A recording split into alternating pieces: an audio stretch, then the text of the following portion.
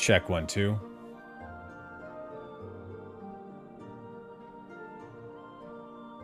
Okay, so Tone, say something for me real quick.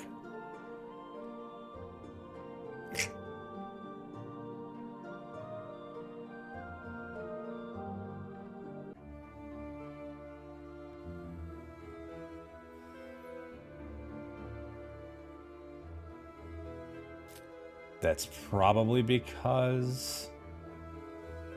Okay, we're going to switch to the 2-cam real quick to see if the reason I'm not hearing you is because you're not on this scene, which I think is what it is. Uh-oh. Okay, say something again for me.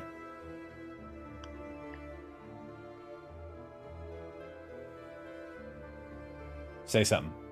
Me or whoever you're else you're talking to? You. Me. Are you talking to somebody else or no? No. Oh, just oh, hi, I'm talking. It's me again. Sorry. Okay.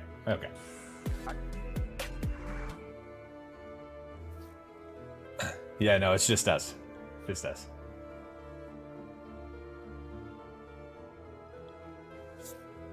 I wanted to make sure that your audio was set up. Oh my god. When we actually were on the scene that we were in.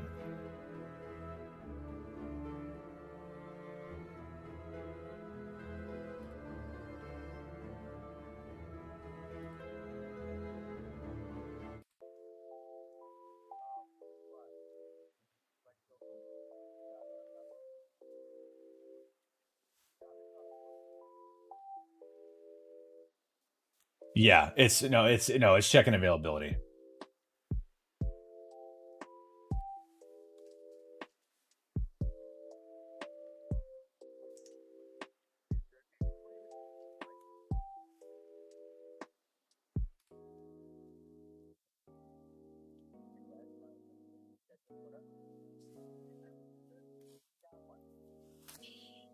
Yeah, no, well that's kind of the plan. It's like if I could do both, I would. Aha.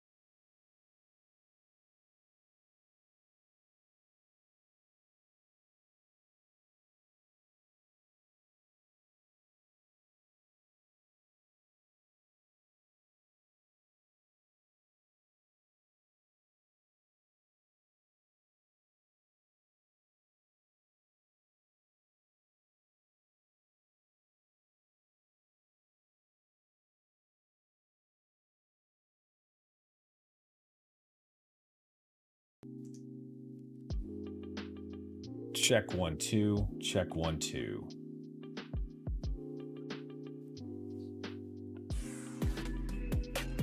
All right, we're live.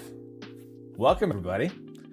I am super stoked to have a very good friend of mine, Jose Antonio Garcia, on with me today for Artists in Industry. We're going to be going through a typical day on set, answering questions, and just shooting the shit in general. So, well, without further ado, here's the man himself. Generally damn sexy when you call me Jose. Jose, When you call like me by when I my call you full Jose? name. Your full name? Heath made that for you, didn't he? Yes, he did. Yeah, I just saw that he sent me a like thing. That's pretty awesome, dude. Yeah, like it was like a Christmas present out of nowhere. He was just like, I'm messing around making different logos. Here you go. Yeah, it's awesome. He just sent me a, hey, like this page, and I was like, what the hell is? Oh, that's... Yeah. Yeah, and it's pretty here, dope. I'll show you a little behind the scenes. Where? Oh boy. Hold on, let me find it real quick. This is hot stuff, folks. This is hot stuff. Where's Heath at? Where'd he go? The original one he sent me was this. And I was like, oh my God, that's wonderful. But it's not a practical actor, it's the practical actor. He was like, fine, I'll fix it. And then he turned around like 2 seconds later and sent me click the practical actor. And I was like, yeah, baby. Welcome to the show, dude. This is the first time I've had a guest on this particular show. The only other time it's been Ken, the DP from Clowntown. We actually streamed Clowntown because it's on Amazon Prime, and we did like a commentary track for it. So welcome. Thank you for having me. I'm excited. This is so cool, man. So everybody, this is Tony. Is the music too loud? A little bit. I mean, I'm digging it. It's got a Ninja Gaiden vibe, which I kind of like, but...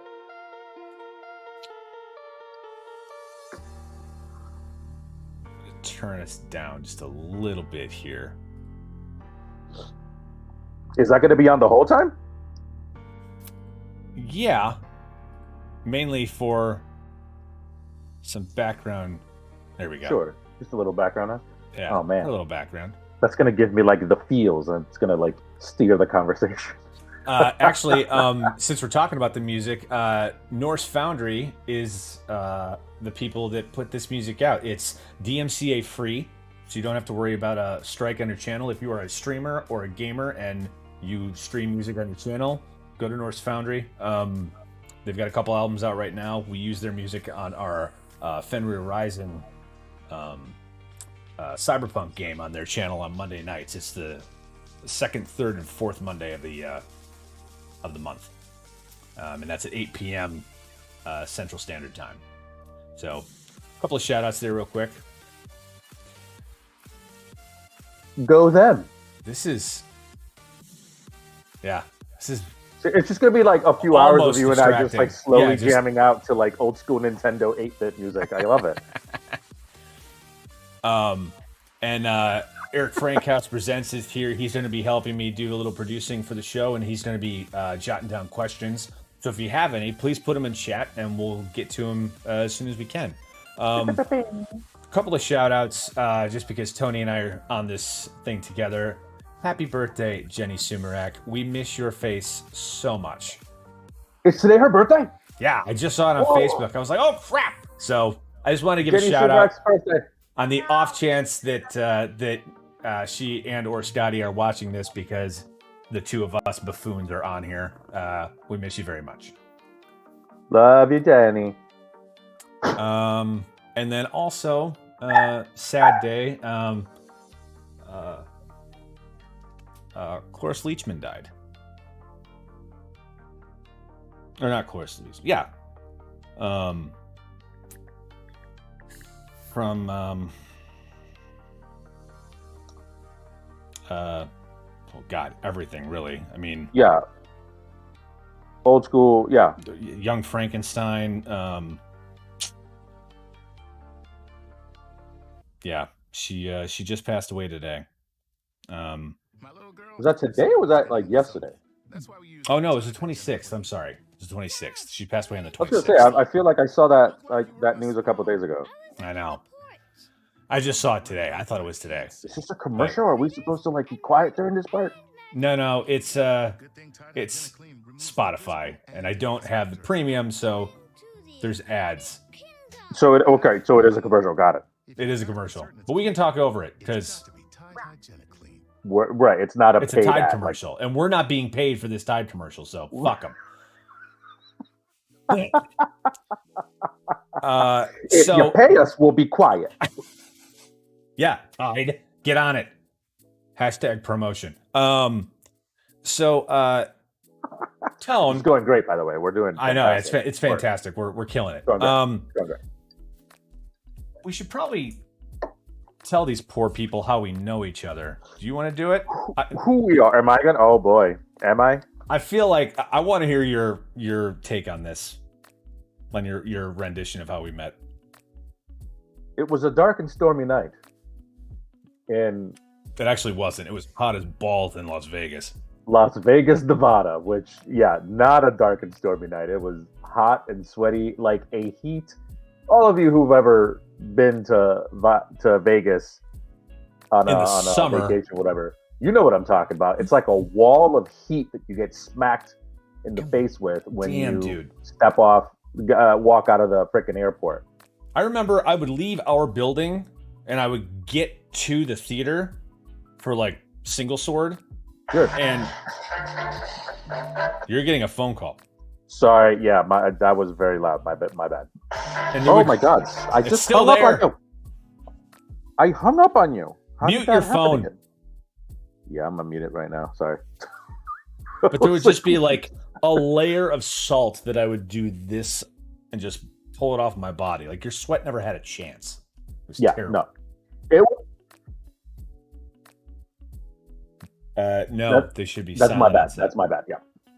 No, I distinctly remember when because I flew in, and I distinctly remember getting my luggage and walking out of the sliding doors toward where the shuttle was. And like the doors have like those giant fans to sort of keep the hot air out and the cold air in because the doors are constantly opening, kind of thing. And I remember there was a split moment where the doors open and I was still in that vacuum space and I was like, oh, it's not that bad. Everybody talks about Vegas. And then I took like one more step and suddenly I was just like, what just happened? Like I distinctly remember having a moment where I just stopped walking and I just stood there and I was just like, no, this can't be how it is here. No, I'm supposed to be here for 2 weeks. No, what? This can't. Oh my God. And then I proceeded to like hurry up and get in the van and I was just like, I'm never leaving this van. Like I'm keep talking. I'll be right back. Fantastic. I guess this is where I'm staying for the next 2 weeks. So for those of you listening, we were in Las Vegas for the National Stage Combat Workshop a long time ago, back in summer of 2002. Dear Lord, 18 years ago. 19 years ago. Because it's 2021 now. 2002. It was back when the workshop happened in Vegas. I think it happens in North Carolina now. Is that right? Am I making that up? Maybe. I think so. I think they still do. Well, the summer one, like the two. It was 3 weeks. Was it 3 weeks? Yeah. Dear Lord. Yep. I was gonna say I said 2 weeks, and I was like, that seems short. Yeah. No, it was 3 weeks. But yeah, I mean, regardless, I don't know where it. I think it happens in North Carolina now. I don't know. Super know. Or Georgia. There's a couple of smaller Austin? ones. I don't know if they haven't. Yeah, it bounces around. A couple of different cities that like come to mind. But back then, it was in Las Vegas, in the UNLV campus. Yeah. And Drew signed up to do it that summer, and I signed up to do it that summer. And we happened to meet, and it was love at first sight. And we were just like, oh, you're just the right kind of like nerd for me, I am. and I'm the right kind of nerd for you. Yeah. And it match made. It was a match made in heaven, and the thing that sealed it. And damn it, I wish I would have thought of this sooner. I swear to God, I would have looked for the photos. He and I, like, there was one of the nights where was it Jill who had the car? Jill had the car. Joe. Hi, Matt. Joe. No, Jill. Oh, yes, was it Jill's car? I think so. Jill drove. She was one of the people who were doing the workshop, but she drove, so she had a car. There were only like 2 people the whole summer who had a car. So because everybody else flew in, or except my dumbass. I took a bus there from Michigan. No, and there was that one dude who freaking rode his motorcycle cross country, and his arms were like peeling off because of the insane amount of sunburn that he'd gotten from riding like this cross country. It was just like in the middle of the summer. It's like, what is wrong with you? And then there were times where he couldn't participate in class because he was like, my arms hurt too much because of the sunburn. It was like, dude, I feel for you. But so Jill had a car, so we quickly befriended her, and we were like, yes, we love you. We're very nice to you, and we want to borrow your car. Jill, I hope you're here. I hope you're here, Jill. I hope you saw awesome. Or she'll watch it later. We'll like tag her on Facebook or something. Yeah. But so we took her car to go to one of the numerous gift shops on the strip because we wanted to get like knickknacks, souvenirs, whatever for our friends and loved ones back home. And we walk into like a generic Vegas souvenir shop, and we're just looking around. We're looking at this, all everything says Vegas on it. Everything is super cheesy and like whatever, blah blah blah. And like we're picking stuff up, and it's like, oh, look at this, look at that, blah blah blah blah, whatever. We finally decide on a couple of things, and we pay, and we walk out of there, and then we swing through a drive-through of something, and Drew reaches into his pocket to get out his wallet, and he's like, what the hell is it? Holy shit. And he pulls out a freaking shot glass that he accidentally stole from the souvenir shop. I don't know how, but I put it in my pocket because I was picking other things up. I was like, oh yeah, because my girlfriend at the time collected shot glasses. It's like, oh, it's like a candle. It's like, oh, and then I just right. So like once the candle burns down, you have a shot glass. Like I rolled a nat 20 on my pickpocket apparently because I stole it and I didn't even know it.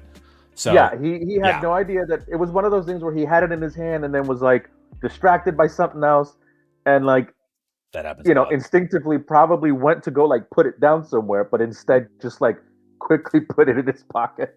God. And there was just like, what? And I happened to have my trusty disposable camera back when we had those on me, and I literally just I was like, what? And I turned to him and I quickly took a picture, and I have a picture of Drew holding the shot glass candle going like, what? I don't think I've ever seen that photo. You've got to find that. You have to find that somewhere. I wish I would have thought of it before. I would have totally found it and like pull it out. But I'll find it and you can like post it later or something. But yeah, it's freaking. And after that night, I was just like, we're stuck together now. We're both culprits in this crime of stealing the souvenir. He did it. I'm an accomplice because I have proof now. Right. And like, I didn't report it. I'm an accomplice because I let him do it, and now I have proof. Like, so I can like we're bonded now. We're stuck together, and almost 20 years later, when I moved to Chicago in 2005, you and our friend 5? It was before that. 2005. I was there from 2005 to 2011. I was there for 6 years. You came to visit though a couple times. I came to visit once, and then I came out because you and Lisa were the only people I knew in town. Right. Lisa was the one you stayed with for a while, right? Yeah, like the 2 months that I was. Because I distinctly remember you hanging out with me in my first apartment in Chicago. Yeah, and that was. Yep. That was 2003, 2004, which would make sense. 2004, and then you came out. You finally moved out the following year. Yeah. So, but yeah, it's Tony's responsible for many things in my life, getting connected with the theater company that I was a part of in Chicago, getting me my job that I had while I was in Chicago, because we went to Four Moons after your show, The Vow, I think. And I was like, the rigging in that show was so cool. And you're like, oh, you should talk to this guy. He did the rigging. And then I did. And then he got me in touch with Chicago Spotlight. Chicago Spotlight got me in touch with Northwest Drapery Service. And I was with them for 6 years doing stage curtains. I think you happened to come during one of the previews or something early on. Yeah, that's probably it. One of the shows when like everyone was still there, like the set designer, the costume designers, like they were at every performance, fine tuning things. It might have been opening night. I think it was there for opening night because I think that's why they went to the bar afterwards. I know it was early, and it was early in the run because and everybody was there. We went to the bar afterwards. And then like you couldn't stop talking about the rigging, the way that it was so cool. So like the first scene is like this moonlit shot of like a courtyard in a castle, and there was this fabric draped over everything to make it look like it was a grass in the yard, like and rocks stone and rock. It was to look like we were out. That and lighting, theater magic. But then at the scene change, a woman walks in, connects one wire, pulls it up, and the whole thing comes up into this beautiful Saracen tent. It was fucking awesome. And I was like, that's amazing. What? Dude, there were so many times during tech when we were trying to figure that out. Like, the key became like pre-show setting up the drapes in exactly the right place. Because all of a sudden, if one was just slightly off, as soon as it got pulled up, like the weight distribution was off, and there were times where it pulled it up and like things were twisted, and all of a sudden we were just like, what is happening? Everything's just gonna fall apart. But yeah, it was a pretty cool show. Stage left theater. The Vow. Yeah, it was one of the first shows I did in Chicago. And yeah, the dude who they hired to do the rigging for this tent was a really cool cat, and Drew ended up like talking to him. Like everyone was just like, oh, the tent was really cool. The tent was really cool. The tent was really cool. And then Drew walks up and he's like, the rigging and blah, blah, blah, blah. And he starts like dropping like actual rigging jargon, like terms. And the guy was like, oh, you know your shit. And then like the rest of the night, like. Yeah, I think I sat and talked to him for like a half an hour. Yeah. So, I think somebody, they were like, how's your buddy doing? I was like, he seems to be doing fine. He is enjoying himself. It was awesome because that guy seriously got me connected, and I had that job the whole time I was there, and like it sustained me. I only had that one job. Well, aside from being a pirate on Navy Pier. But we won't talk about that. Oh no, we will because we have way too much time. Damn it. To fill. We're going to definitely. So that was shouldn't have said. So that was 2005. It was 2005. When you started working for the drapery company. Mm-hmm. The following year, I got an insider tip about Navy Pier looking for pirates for their entertainment division. For anybody who doesn't know Chicago, so Navy Pier, it's kind of like the Santa Monica Pier. It's a tourist attraction. They got a Ferris wheel and everything. It's 100% a tourist sort of destination. You go there, it's restaurants and shops and blah, blah, blah, blah. And back in the day, they had an entertainment division. They had like a little stage right when you first enter the pier. And they would put on all sorts of like singing shows, dancing shows, and pirate shows. And I got an insider tip that they were planning on holding auditions for the new season of Pirates that they needed for the shows. And I remember I immediately called Drew and I was like, Drew, we're gonna go be pirates.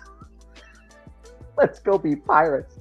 So sure enough, we went down there and we showed them our fighting skills that we had just recently learned at that workshop, and we ended up being pirates for like 2 years at Navy Pier.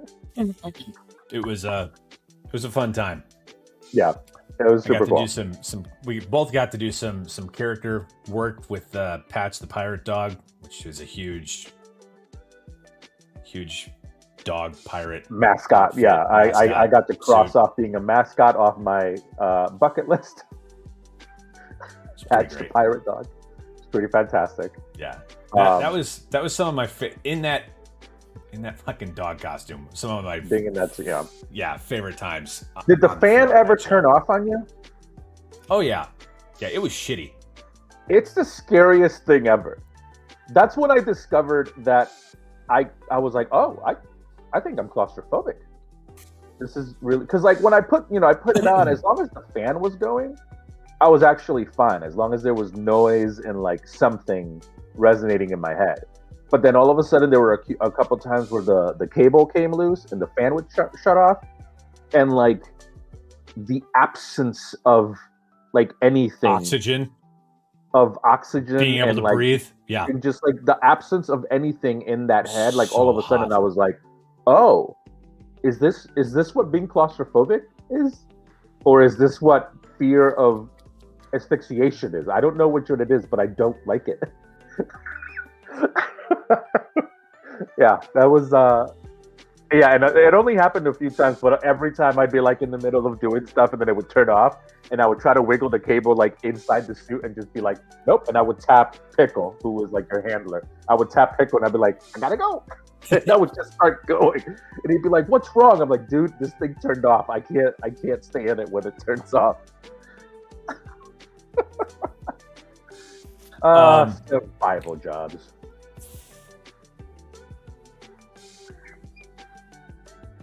Yes! Thank you so much for that, Eric. I hate you. I hate One, you. yes. Eric just asked a very important question. Is that also where the rabbit comes from? The answer is yes. Yes, it is. So during the summers at Navy Pier, it was mostly Fucking pirate hate you, Eric. and that kind of thing. But then for the rest of the seasons, we would do other themed forms of entertainment. Like during Halloween, there was like the haunted train ride and stuff, and we got to play That was Ghost. fun.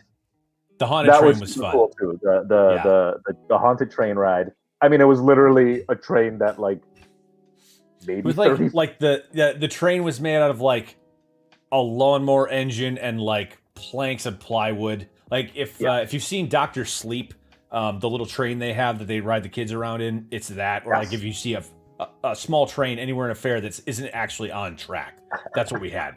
I drove That's that what we quite had. a bit. It was fun. It was a tiny little thing, and pretty much the way that we made up for the fact that it was the tiniest little train was that we would tell like there was like a ghost story that we told as this thing like slowly went in a circle that was like maybe 30 or 50 feet long. Like it wasn't even. Yeah, it was, the whole thing was on a stage, and I think like we started stage left and we would switch back as much as we could. I think there were like 1, 2, 3 There was turns. there was a little bit of. It was like a small little corn maze that they put together. Going on, but so for Halloween in the fall, like we had the haunted train, we had some pumpkin action, we had some face painting going on.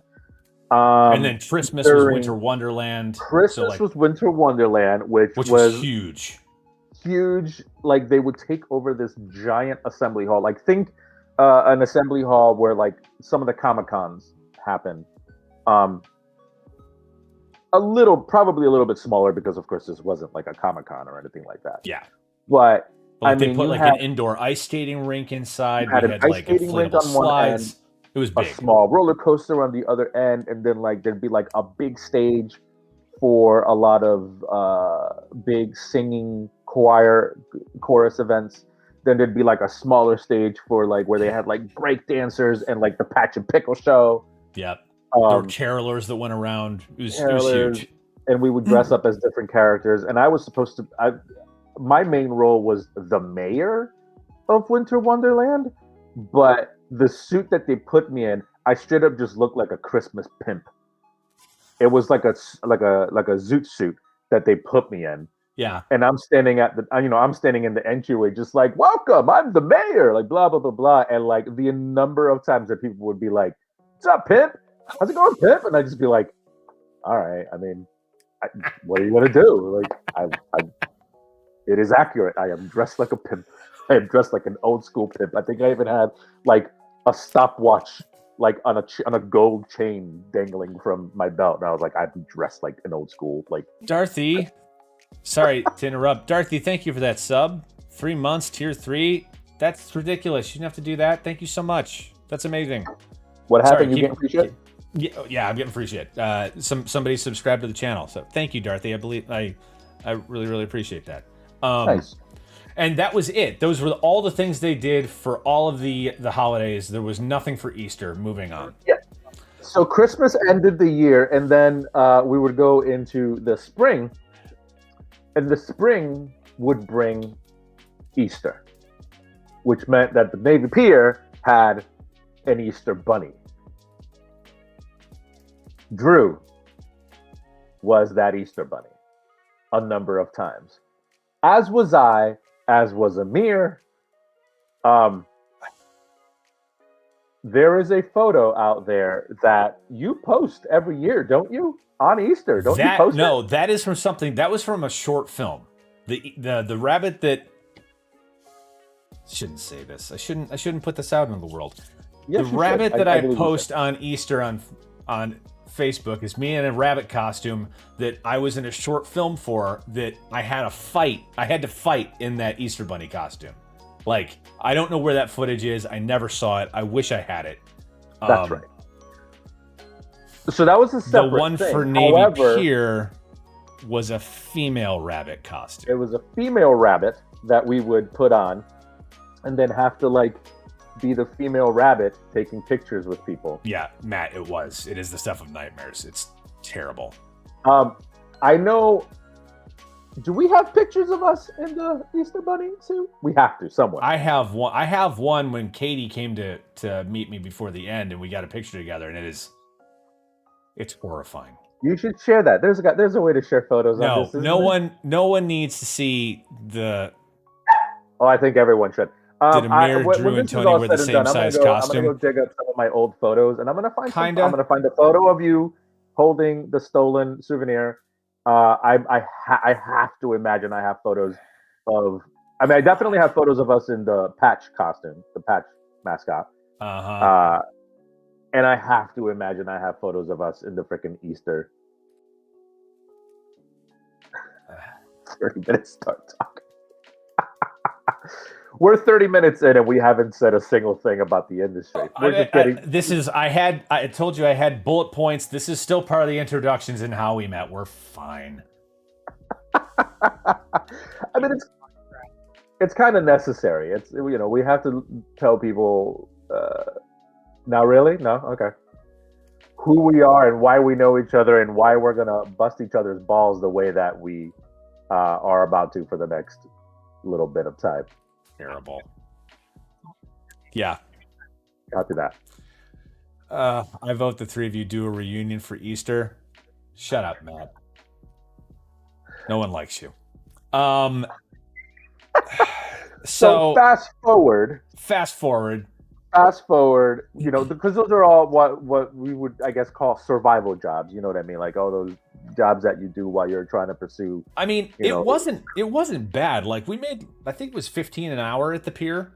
Yeah, it was in like Chicago, like an hour. That wasn't bad. That wasn't to terrible. Dress up like a pirate and run around like a freaking fool. I was like, yeah. Minimum wage in Chicago at the time was like $9 an hour, I think. Yeah, and we were definitely getting paid more than that. Yeah, it was like $15 an hour. It was good. Like it definitely supplemented the income. There's a reason people hung on to those jobs, Mm-hmm. You made decent money. So so for a few years we did that in order to help supplement our desires to build our acting careers in Chicago. And Drew's face just said it all. God. But like we also were part of a theater company called Ouroboros that made some great friends, did some great work in. Very proud of that time. It was one of the cooler things that happened during that initial time in Chicago was the group of people that we hooked up with. Scott, the Sumerex, Jenny's birthday today. The Sumerex, Lara, Sarah, Nate, Lil, like all those people, Kate. There were so Kate, many. There's so many Dallas. people.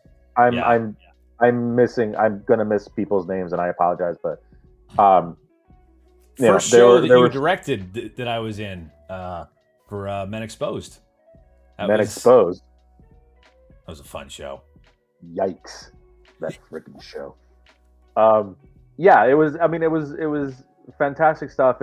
We created an opportunity for us to sort of really dig in and try to figure out what the hell it was we were trying to do in Chicago, in the theater scene and the acting scene, the market, the industry as a whole. And it kind of it created a foundation for us to build off of and grow from and evolve from and figure stuff out from. So Ouroboros. Yeah.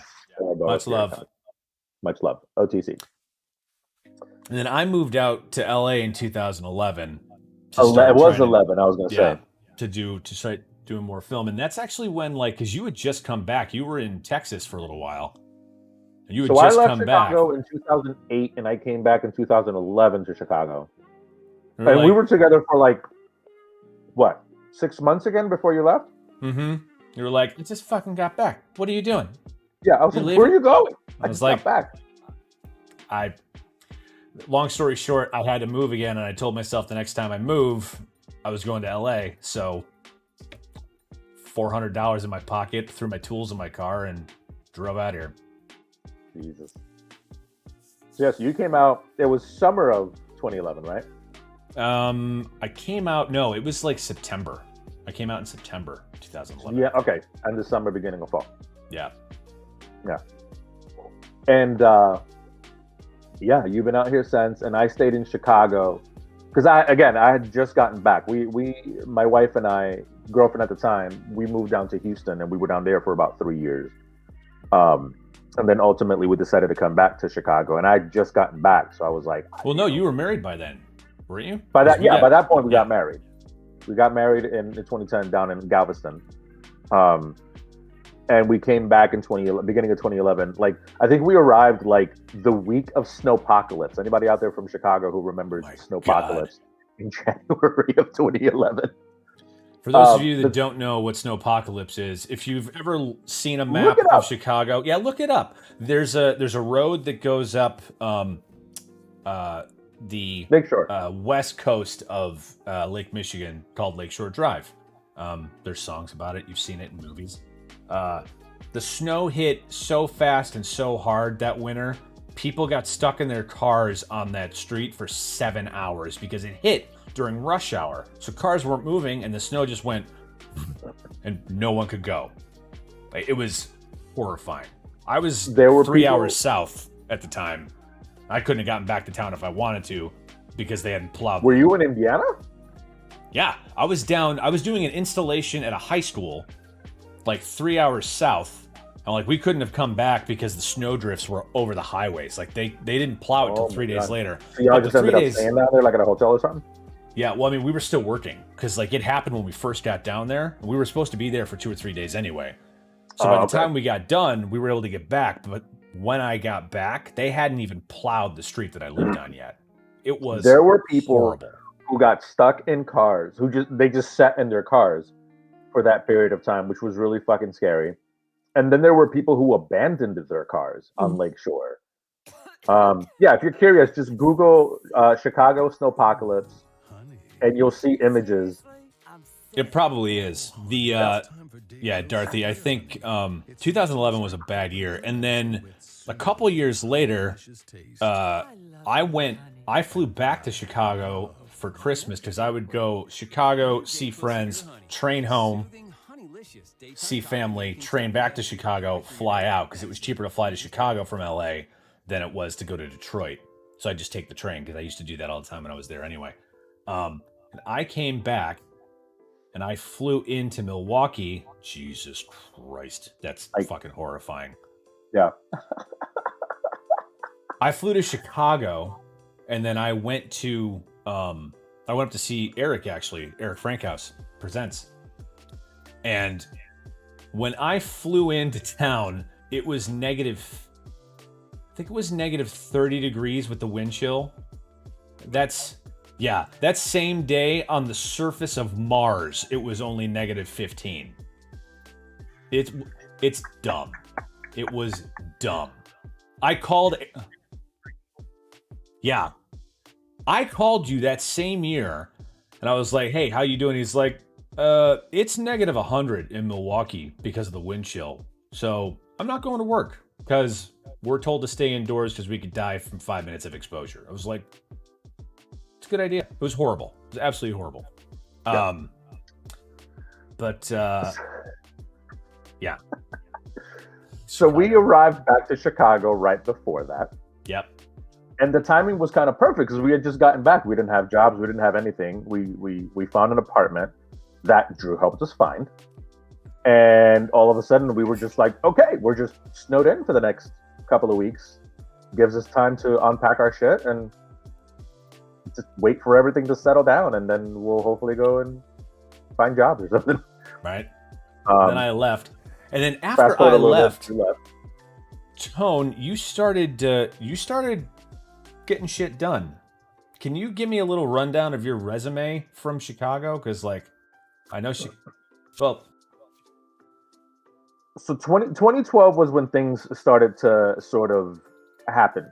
That first year back was my first year back. I was just trying to get my footing. But 2012 was when things really started happening in the Chicago TV film market. And I kind of got there at a good time. I ended up booking. There was a show called Boss, starring Kelsey Grammer. I ended up booking a small recurring role on that for a few episodes. Then there was a show called Mop Doctor that was only around for one season. That was a tough one. And then Chicago Fire, which is now like they're in their 9th season. Mm-hmm. This was the first season of Chicago Fire, and I managed to snag a nice little juicy role that ended up being on 2 episodes. And yeah, that kind of like all of a sudden, like, I went to school for theater. Like, I got my degrees in theater, and I was in Chicago to do theater. And when I came back in 2011, like, my intention was still to do theater, but all of a sudden here was this TV film market that was quickly growing in Chicago. And I was like, well, yeah, I'm going to jump in. And very quickly I realized, I was like, I think this may be my niche. Like, I think this may be where I actually excel more so than in the theater world. I still love theater. Theater has my heart, and I still like. I did a show even just the year before I moved out to Los Angeles, a musical. So stage still has my heart, and I plan on continuing it at some point. But 2012-13, that's when my attention started to sort of shift a little bit. And I started looking more at like the TV film market, and I started kind of focusing a little bit more on that. And so I kind of went from there, and little by little, I started booking a couple of different things. That was one of the tough things about Chicago is like every pilot season, they'd have 2 or 3 new shows. Unfortunately, maybe only one of them would stick around for like another season or kind of thing. It's not like out here where like if one show gets canceled, there's 10 more to take its place. It's like a Hydra on steroids. In Chicago, there were only a couple of shows that would come in every year. And if you managed to hang on to one, it was like, yay, thank you, Jesus. Yeah. So that went on for a while, while I was trying to juggle both things. I was still trying to like do theater and do TV film, which is tough because like, theater, you're talking 2-3 month time commitment. And at the time when the TV film market was just kind of starting to gain momentum in Chicago, getting and I hope it's the right term. Momentum? No, what the hell? Not MREs. Those are meals. Shit, I can't think of the term. There's something that you get in your like if you sign up to do a theater show, there's something that you would get in your contract that would allow you to take time off to go do TV film. Oh, I GRE? maybe I'm completely blanking out. I haven't done many equity contracts, so I'm not Yeah, as I mean, familiar it was with them. definitely. I forget exactly what it was called, but like at that time, it wasn't really a thing. Like theaters were like, well, no, if you're going to do our show, you're going to do our show. Like you're going Yeah. to commit to our show. You're not going to run off to do some TV film thing. Like you're just not going to do that. So it was tough, like trying to juggle all that. You know, eventually with time, when the TV film market started to pick up in Chicago, theaters finally sort of got wise to it, and we're like, okay, well, you know, if we still want to be able to compete and grab some of these good actors that are still in Chicago, then we need to give them the ability to, you know, run off to do a quick TV thing here and there, because they're gonna. It's just money, Yeah. you know, and people are gonna go and do that. Which, if you're an actor, you need. You need, right? And like, you know, what quickly started to happen was there were like big name actors who would get these theater offers, and it's like, well, I need to have whatever that thing is. It's going to drive me crazy. We got to look it up, GRE or whatever it was. Uh, you know, he was like, you got to put that in my contract so I can step out and do, you know, some TV stuff if it comes along. And the theaters would be like, well, no, you got to commit to us or not. And the actors would be like, okay, then I'm not. Yeah. It's like, we're not going to let you get out of this show that we're maybe paying you $20 a day to do a commercial that's going to be nationwide and you'll get like 50 grand. It's just, we're going to stick our nose up at that. It's like, okay, bye. Okay, cool, bye, peace. So, Yeah. you know, theaters, it took them a minute, but they finally were like, okay, we gotta figure this out, because there's actors who are turning down theater stuff because we're not giving them that flexibility. So eventually, I'm glad that changed. That's now good. by the time I left, it was like a thing. Like the last few shows that I did in Chicago, I was able to like negotiate for that. Like, hey, if I'm going to do your show, I need to have this thing in order to be let out to go do other quick work, you know, kind of thing. And I would get it, and then like I was like, okay, then I will do your show. Like I will do that kind of thing. Um, and I was able to sort of juggle that for the next few years, along, you know, along with plenty of up and down roller coaster, soul crushing events. Right. And then finally, like in the end of 2018, beginning of 2019, I really started to think about LA. Like I was like, I think I've done as much as I can do here in Chicago. You know, as wonderful and as amazing as the TV film market is there, it does have a ceiling, especially with like the one Chicago shows, because they exist in the same world. If you book something in one of them, it kind of knocks you out of the running for all of them. You know, depending on the size of role. Like if you book a really small role in one of them, then they potentially could like bend the rules a little bit and cast you in something else. But if you get, you know, something recognizable in one of them, you're kind of done for the other two for like 2-3 years.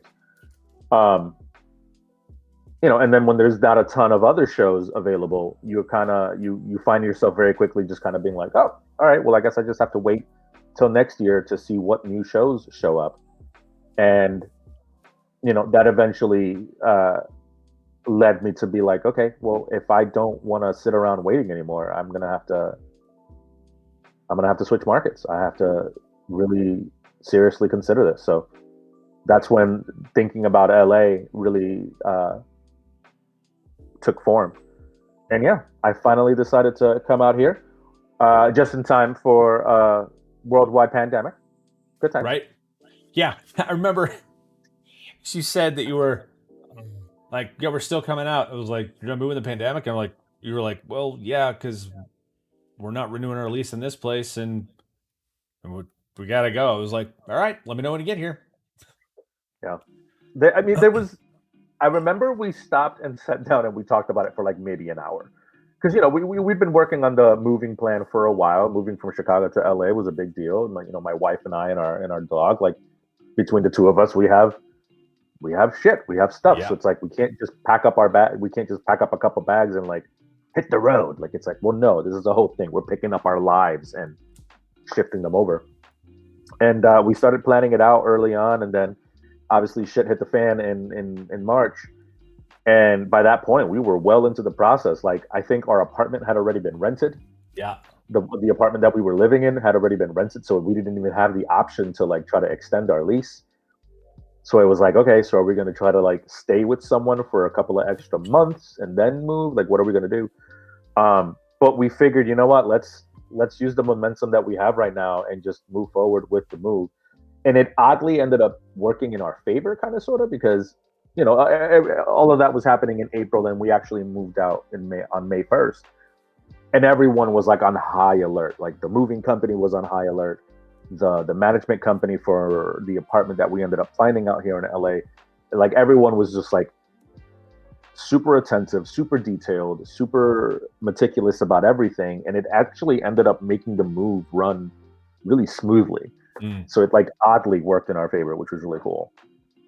But yeah, got out here in May, and I was able to get representation out here fairly soon after that. Because you have And the agent you were with has like they have offices here, right? And that's how you they do, yeah. hooked So up with I'm them. with Stewart. I was signed with Stewart Chicago for the last few years that I was in Chicago, and they have an LA office. However, that doesn't automatically mean that I would be repped by the LA office. I would still Right. have to meet with them and audition and all that kind of stuff, which I did.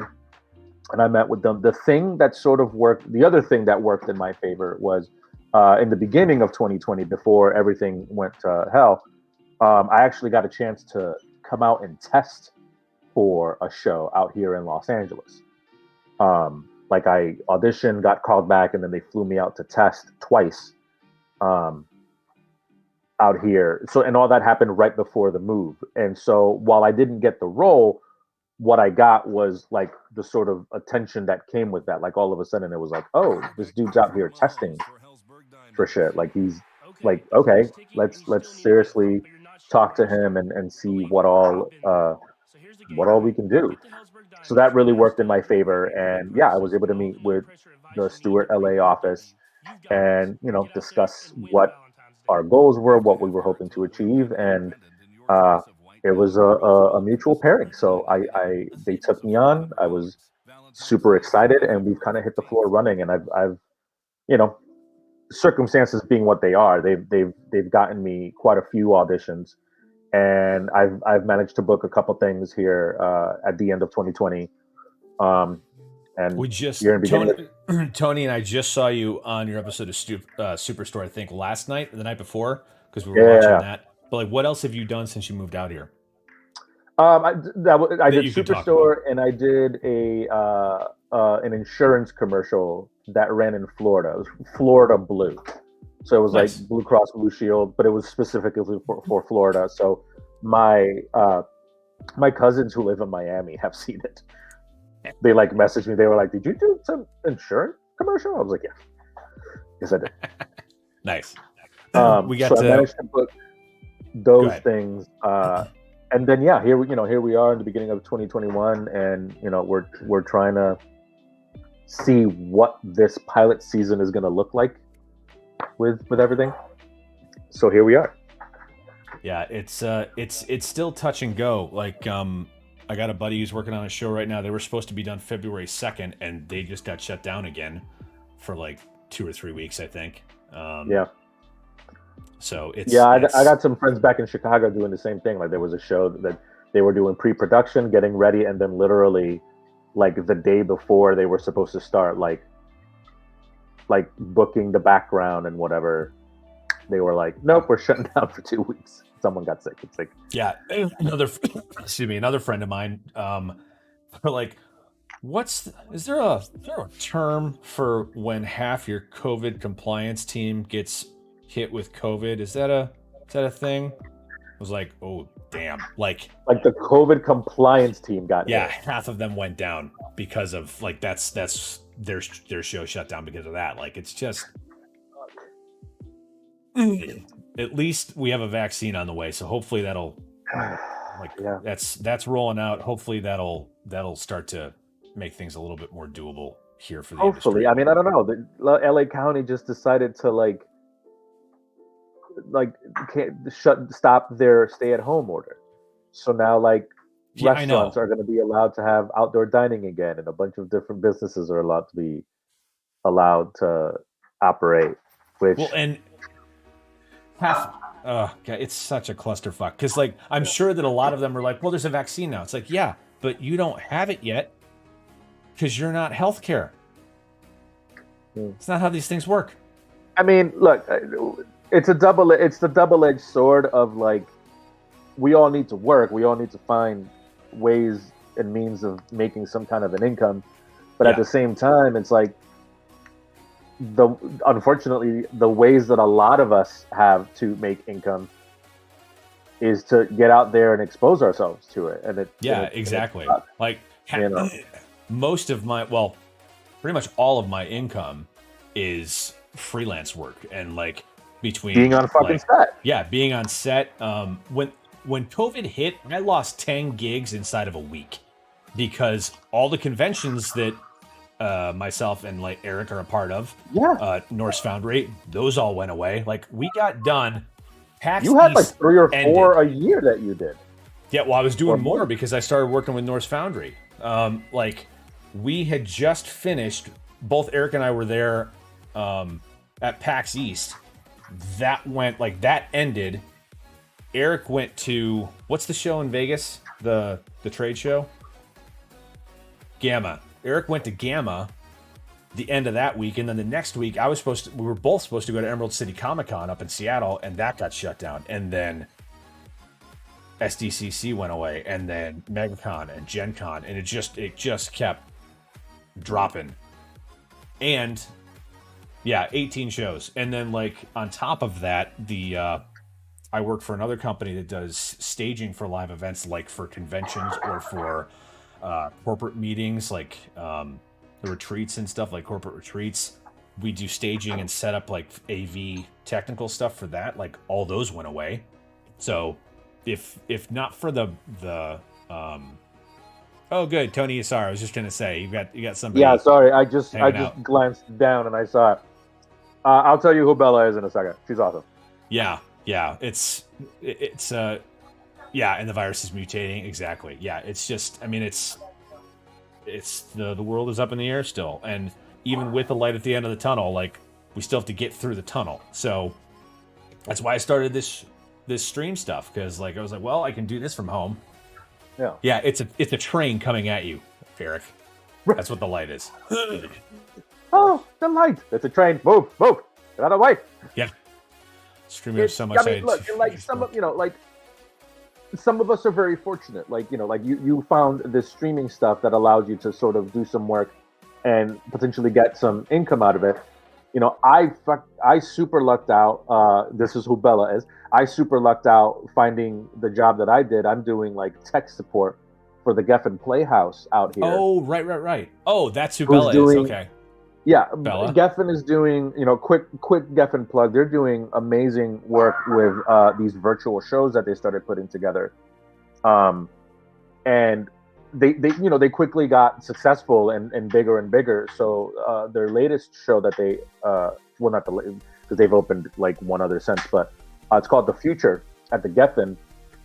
For that one, they revved up and they were like, we're going to be needing more people to help run these shows, because we're gonna have like 100+ Zoom patrons, so we just need like tech support to help people with like their cameras and audio and this and that and blah blah blah. So I lucked out. Mel, who we know from the Pier, Mel Johnson. Oh yeah. She's the house manager over there, so she reached out to a couple of people, and she knew that I had just gotten out here not too long ago. And she was like, "Hey, what are you doing? Do you want to come do this?" And I was like, yes, please. Yeah. No, that's awesome. So I hopped on, and Bella is one of our team as well. So she's So she's the other person. She's got a huge Twitch existence. So she's the one who I was like, Bella, what am I getting myself into? What am I doing? Well, Bella Should and I be afraid? Bradley Pierce, thank you for giving my friend work, and welcome to the show. It's so good to have you guys here. I wouldn't say huge. Well, it's the year that changed the world for all of us. Yeah, no, absolutely. It's been, I mean, it's reinventing a lot of careers, and it's showing who's got the fortitude to make it as an actor, let alone the normal shit we have to deal with in this industry. Like, it's right. It's just been on nuts. top of the normal shit. Yeah, on top of the normal shit. Like, the industry is challenging enough as it is, and it's like, you know what? I don't think it's challenging enough. Pandemic. You dick. Oh, all the time. I don't know what you people are talking about. I laughed to keep from crying. Right. So let's use this as the worst segue ever to talk about what a typical day on set looks like nowadays. Exactly. Like, the world is burning. Here's what it looks like on set. Yep. Learn to pivot. Exactly. Now, didn't you tell me, weren't you like the COVID compliance person on something a while back? My buddy who's a first AD, he was like, Drew, I need you to get certified as a CCO so that I can, because I've got work coming up and I've got stuff for you if you want it. I was like, okay, I'll do it. And I took the class and learned a lot. And then he had a couple of things that that came up. The last thing we worked on before that show was I don't know if you've seen the Bruce Buffer Manscaped commercial. Sorry, this is for Bella. I'm showing Bella. Moo point. It's a moo point. It's like a cow's opinion. Doesn't matter. Doesn't matter. It's moo. Moo. We worked on a Manscaped commercial for the Lawnmower 3.0 where Bruce Buffer comes out of the shower and he's like, ladies and gentlemen, like, that was the last thing. And we had a COVID compliance officer on that. And I was talking shop with her a little bit. And she was like, yeah, no, this is what it is. And I was like, okay. And then my buddy Ian called me up. He's like, can you do this? Because I've got stuff coming up. So I was like, yeah. So I did it. And then he pulled me onto a show called Heist. It's a Netflix show. We just finished. It's like a true crime reenactment. And that was like 5 weeks. Heist, as in like stealing. Heist. There's it's 3 stories. It's 2 episodes each, and I was the assistant CCO on that, and we were good. Didn't get shut down. No one tested positive. We were testing Mondays and Thursdays. Mondays would clear you to Thursday. Thursday would clear you to Monday, and then like we were. Because Ian told me, he's like, look, we're doing everything by the book. I've been following a bunch of different people that are doing this. I've come up with my own system. This is what we're doing. And just so you know, so I know that you know you're taken care of. Like, I told them, if I'm going to do this job, we're doing it this way. We're doing it the right way. And they were like, no, that's exactly what we want. It's like, okay. So like, we had, obviously, everybody wears a mask. If you are within 10 feet of a naked actor, meaning like no face shield, no mask, you have to have on a mask and a face shield. Yep. If they have no PPE on, because and like people are like, yeah, I mean it's fine. It's like no, that's for your protection, not theirs. It's not so that you breathe onto them. You're covered, literally. Like it's so they don't breathe anything onto you. It's like one of our lead actresses, like she had COVID. And this is the other thing, like some people were like, I will say that there was one person in particular on that show that I wanted to push into traffic because they were such an ass about making sure they were covered. And like other people would come up to us and be like, could you please tell them to put their mask on? And like, they were in the mix quite a bit. Like they were holding a camera. So like they were in there close right. It's all the not time. Like they could like keep their distance. Like they exactly. Sort of have to be all up in it. And like the general rule of thumb is you have to have you can have one person per 6 feet. So if you had a 10 by 10 room, you could have 5 people in there because if you evened it out, you put one in each corner and one in the middle. That's about as close as you could get. So 5 people was the limit. like they'd go over that. We'd have to pull them out. People wouldn't put their face shields on. It was a constant thing.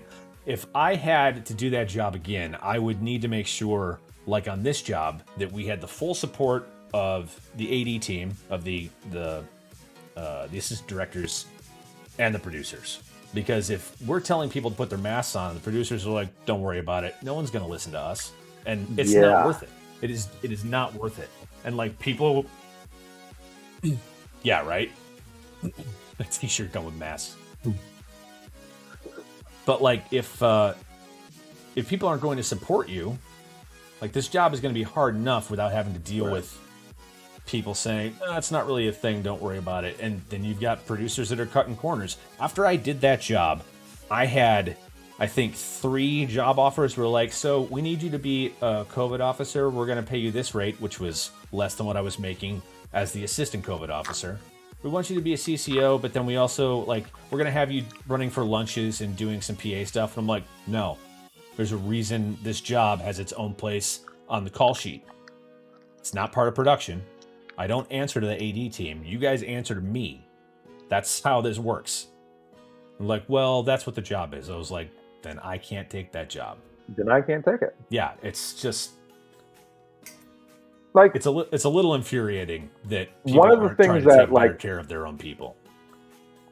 So one of the things that I kept hearing about, I didn't personally experience this. Actually, all the stuff that I dealt with in terms of COVID for the commercial and for the episode of Superstore was all fucking top notch, and I'll talk about that in a second. But P.S. Kudos to them for being able to shoot real time and have people wear masks on camera.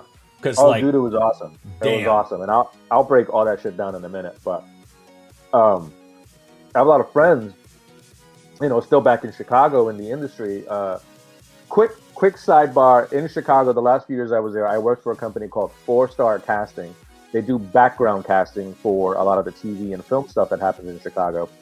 And I'm still very close with all of them. And I may actually be working with them again. I don't know. We got some schedule stuff we need to figure out. But, obviously that they went on hiatus for a while, but then they came back a little bit right before the holidays and after the holidays as things slowly revved back up. And like, that was one of the things that I kept hearing, that idea of, the COVID compliance person. Like there were some people who were treating it as just like, well, we need someone on set to have that title just so we can like have that and then like, move on and do the rest of our stuff. And it was like, well, no. Like that person needs to like actually be allowed to do their job and like keep track of everything and like make sure that everybody is doing what they're supposed to be doing. It's not just like a compliance position. Like you're not just doing it just so you can say, yeah, we have that person. You have to actually like listen to what they say and follow the rules and guidelines that person gives, because it's not that person's like personal, like I think you should be wearing a mask. No, like that's what's been set up. I'm sorry, I'm like waving this piece of cheese around. I'm hungry. But so like they were running into that kind of thing. Like I had a friend who was the COVID compliance. Well, she wasn't the COVID compliance. She was like the COVID compliance person for the BG. Like they themselves were like, we're gonna like have someone on our side of things be this person. And she would, she's like, it's so weird. Like there's days where people are like, yep, talk to her, ask her, and she'll tell you what it needs to be. And then there were days where it's just like, yeah, whatever. Like you're just here in title only, kind of thing. And it's like, no, that's not how this works. That's not how any of this works. So, it's really unfortunate. There was definitely some productions out there who really took it seriously and were able to move forward and continue working and employing people. And then there was some people who were just like, let's just do it to appease whoever we need to appease. And then those are the productions that ended up, having to shut down again for whatever reason, because they were screwing around. They were messing around and ended up costing them. Yeah. The and this going back to something I was saying earlier, like it affects everybody differently. One of our lead actresses on one of our episodes, I was talking to her and she's like, yeah, no, I mean, I had COVID. me and my dad and my brother have it. I was like, so how are you? She's like, I had body aches for like 3 days. My dad had shortness of breath for I think 4. My brother was in the hospital on a ventilator for 6 weeks. I was like, Jesus. She's like, yeah, it was horrible. So I really appreciate you guys being here. And like the general sense of that shoot was everybody was down, everybody was taking it seriously except for one person. But like having to deal with producers with that mindset that it doesn't matter. Like I can't even imagine having to do a show with background right now. Because like you're supposed to have one COVID person per 20 people on set. And like if you have a lot of background, I can't imagine just the space to keep them spread out the way they need to be. No. I mean, this is the thing. It is possible to do it right. It just takes more time and it costs more. But like TV is not cheap anyway. So like I understand, like somebody mentioned like first time I agree with Tom Cruise because of the rant that he had from the Mission Impossible movie where he was like yelling at the two people. I was like, fuck yes.com. Like everything he was yelling is stuff I had in my heart that I wanted to expel onto many of the people, specifically one on the show that I was working on. It's like, you don't think it's a big deal, but like, these are all the things that are a factor of what you're actually putting everybody in. Yeah. What's interesting about that, I remember there were a number of people who instantly jumped out and like, they were like, well, we agree with what he's saying, but we disagree with the manner in which he's saying it, like yelling at people and whatever. And I'm just like, well, you know what? Some people need fucking frying pan to the side of the head before they actually stop and go, shit, you're right. You know what I mean? Like, and also, you know, that shouldn't be the case all across the board. Obviously, you know, every situation is going to be different. But I mean, I've certainly been there. I try really hard to always be like the nice guy and like, here's how we're going to do this. And I've certainly had times where I just finally just have to fucking turn to people and be like, shut your fucking mouth. Listen to what I'm telling you. You're being an asshole. You can't talk to me that way. I can and I am. I can and I am. And if you don't like it, there's the fucking door. Like, so here's my other, like going on top of that, here's my other thought on that. Those people, I guarantee, was not the first time they were told. And the fact that Tom Cruise, like Mission Impossible is his baby, like he's a producer. So that coming from a producer standpoint, like with that tone, I'm all for.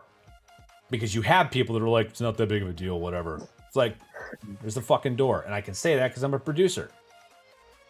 Being polite about this is so done. Yeah. Yes, it is. Yeah, it is. It absolutely is. It is, because like, you know, we've now, you know, we're not in month 2. We're in year 2, almost 11. Like, we're coming up on a year. Yeah. And we're still having these conversations. We're still having these arguments. We're still having these disagreements. Do we still are like, I'm waiting for someone to come on and be like, hey, you know what?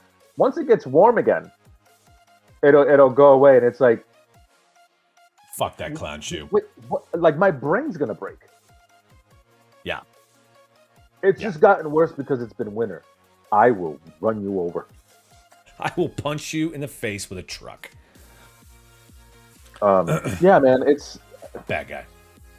And it's so difficult. You know, I have plenty, you know, like I have friends who work in the restaurant and service industry, and you know, like we all do. We're actors, of course. We have right, like we all do. We all know people who, you know, work in fields that like you don't have a choice.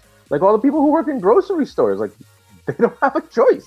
They have to go to work because those, you know, so it's like it sucks. It sucks. Like some of these people have no choice, but for those of us who do have a choice, it's that much more important for us who have a choice to actually fucking act accordingly. Mm-hmm. And be ethical about it. We can go down this road forever, and it's just we could.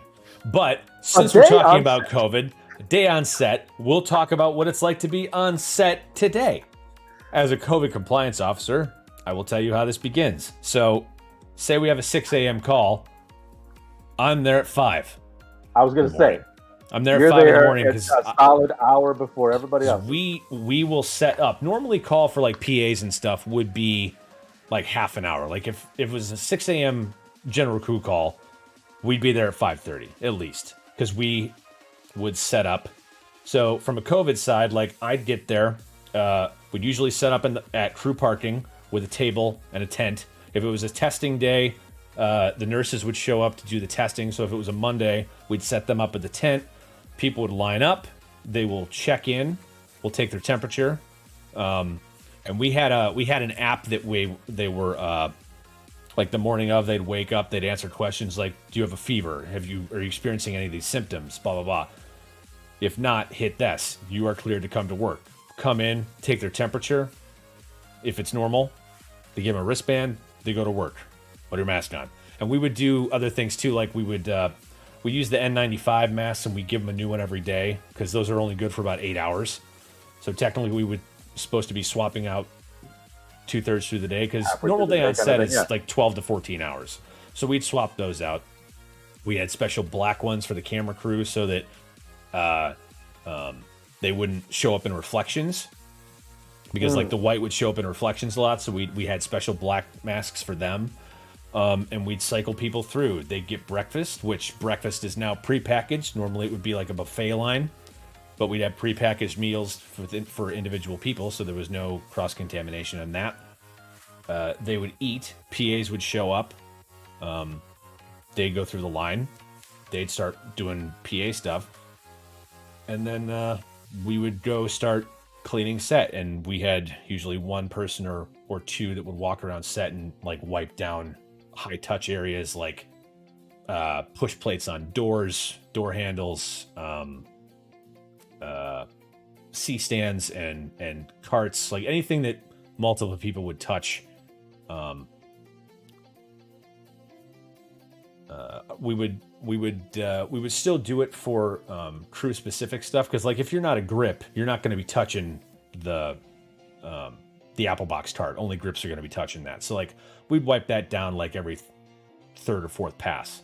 But like everything that everyone is touching, we wipe all that stuff down. And we just be keeping eyes on everybody, making sure they're staying apart, using their masks, like keeping things ventilated, like doors open in rooms if we could, just so we can get a cross breeze, that type of stuff. But like that's with what things are today. Normally, like when I was working on Criminal Minds, I'd show up, I'd get there early as a PA. Same thing, I'd check in at the AD trailer, grab my walkie. I'd probably go grab something to eat real quick because I'd have time. And then I would, if I was working at base camp, because sometimes there's just a second AD or sometimes there is a base camp PA. Shout out to on-set breakfast, the best breakfast in the world. Right? Oh my God, John Eddie, if you're watching, I can't wait till we. I know that's arguable, but breakfast on-set breakfast. Oh my God. Oh yeah. Yes. Dude, the catering that movie sets pulls in. No, like the food. Oh God, the food that we would have on Criminal Minds. What the spread looks like? Jesus. Well, typically it's for breakfast. It's not a spread. It's kind of like a per order kind of thing. Yeah, like you for lunch and dinner is when they'll do like a spread and you go and like you serve yourself. But for breakfast, it's typically order. Like, and that's what makes it. Oh God, yeah. Like food truck. Like, can I have a bacon, egg, and cheese with avocado on sourdough? Yeah. Yes. But it's one truck that pretty much makes whatever you want within reason. You haven't had they don't have pierogies, but like if they can had a breakfast burrito from set. Oh God, the breakfast burritos are so good. I miss Hannah's cooking so much. You had to go up to the truck. Like a lot of times they will have like they would do like eggs, bacon. Like they do all the basic stuff. They'd have breakfast burritos, like pre-wrapped stuff, or you could go to the truck and be like, I need this. Where's my chocolate milk? Sorry, I steered us from COVID to. No, it's food. okay. This is part of it. This is a typical day on set. We're getting our food in the morning.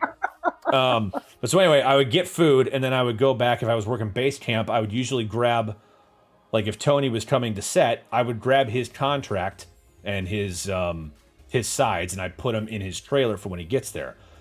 When he gets in, Tone, what would you do when you arrive on set? Or when you would arrive at location or base camp? So when I arrived, immediately I went and got taken to be tested.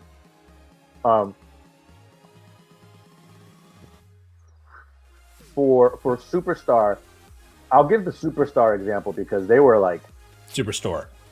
Yeah, sorry, Superstore. Sorry, not Superstar. Superstar. Not Jesus Christ Superstar. Superstore. I showed up to set. They immediately took me to where they were doing rapid testing. And I would get a rapid test done, and then you just wait. You just stand there and wait for like 10, 15 minutes. Yeah, for that to come through. About 15 minutes. Were they pre-testing you at all, or was it just rapid testing? No. They were pre-testing. Okay, good. When I got booked, the very next day, I went to the NBC, one of the NBC lots, to get tested, like a regular test. Yep. Good. And then, like a couple days later, I came back for a fitting. And then a couple days later was my first day on set, and then that's when it started. Like the first thing I did was they took me to go rapid testing. Then I came back. And they gave me a regular test because it's like the regular test will come back in like a day or so, but then that'll be good for, the next few days kind of thing. Yep. So I worked that day. I think I worked Tuesday and Friday. So that that happened on Tuesday. And then when I came back on Friday, same thing. I arrived and they gave me a rapid test. And then I came back and they were like, do I need to do a regular test? And they were like, well, no, because today is your last day shooting. Right. Since you won't be back, you don't have to do a regular test. We just needed to do a rapid. I was like, cool.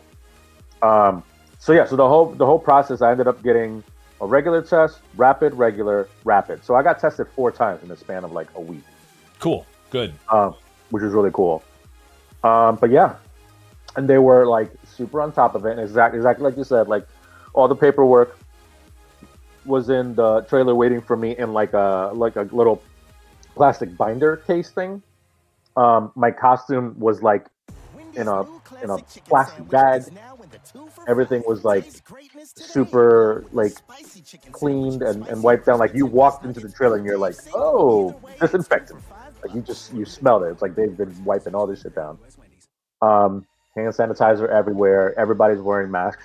And the added bonus for a show like Superstore, like, like I did my scenes wearing a mask because you could. Like that was kind of an added bonus. Everybody got to kind of wear the protective stuff while doing the scenes. And obviously they did scenes where they weren't wearing the stuff, and like they addressed that sometimes. Also, sometimes people don't wear shit. But of course they were able to do that because off camera they were taking all of the insane amount of precautions that allowed them to do that. But for some scenes like mine, added bonus, it's like, well, no, you do it with your mask on. And it's like, yep, that totally makes sense. As a customer in the store, I would totally be wearing my mask. Yep. So, yeah, I mean, the whole thing was like, it ran like clockwork. Everything, the walkways were taped with arrows of like, please go this way, and everybody goes out that way, kind of thing. Like, trying to direct the traffic as much as possible. The like Video Village was way the hell over there, and then like where the actors were being held, like all of our chairs were like separated and like boxed. Like again, they would take the floor box out, like this is your little square. Like your chair's here, and if you need to get up and walk around and stretch your legs, you stay inside this little square. Right. As long as you stay here, you're away from everybody else. Plastic shields everywhere. Everybody's wearing masks and face shields. Like it was it was awesome. It was awesome, and I was like, obviously this is a lot of extra work that needs to go into all this stuff, but it's clearly doable, you know. And then obviously, another added bonus on a show like Superstore is like this is their sixth season. You've got people who've now been working on the show for 5-6 years, so like they all just kind of they know how it works. They know how a typical day is going to go. So once they just add all these new layers, and once they all learn them and understand them, it's like freaking clockwork, man. And it's awesome. Unfortunately, that's not going to be the case for every production out there, but for the ones who've been working together for longer than just a couple of months, it is, and it's pretty fantastic. So you felt comfortable being on that set, like they were doing 100%. their due diligence. Good. That's how it should 100%. be. Like I always felt bad because like every once in a while we'd let something slip on that show, like the person with the camera, like because I'd have another person come up like, can I have one of these masks instead? Maybe he'll wear one of those. And I was like, God damn it, is it off again? Because I would like we swapped out, like we'd rotate because like one of the things we'd have to do is we would go like before lunch, one of us would leave set to go wipe down all the tables for lunch, and then we'd have 8-foot tables that 4 people could sit at, because if you have the table, we'd have one person on each end, and then we'd do like an H bracket. We'd put a face shield here, and then one in between them so that somebody could sit on either side of that box in the middle. But you could only have 4 people per table at a 8-foot table, because a 6-foot table, they were too close anyway. So like, it's more logistics, but it can be done correctly. And I'm glad to hear the Superstore is actually pulling their weight and making it happen. So in Superstore, I mean, both the days that I shot, I was in and out within like a few hours, so I actually didn't get to experience their lunch, like how they did it. But on the commercial that I did, I was there long enough to do lunch, and it was exactly like you're describing. Like they had these longer tables, and like pretty much they would just have people sitting on the ends of tables, like we were all royalty. It was kind of cool. Like everyone like gets their own head of the table position. Right. And yeah, the lunches were all pre-packaged, and it was like, here's the meat option, here's the veggie option. The crafty, like typically, you walk up and you just grab whatever you want. They had someone there, and they were like, tell me what you want. Yeah, and crafty was the only one touching it and then handing it to you. Exactly. Yep. So that so that you don't have me digging through like all the granola bars trying to find the one specific one that I want, and I've touched everything else. Exactly. So it's like no, which one do you specifically? I'm like, I want the one down at the bottom. Cool. Like that would grab that. Like so they only typically there was only one person who was actually touching the stuff. So yeah, that was the who what?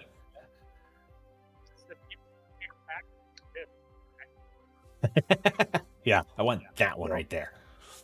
Yeah, the our game store, like here in town, like when it first started, like I came in, I was like, "You guys open?" It's like, "Yeah, but you got to wait outside. Tell me what you want, I'll find it and I'll bring it to you." I was like, "Oh, cool."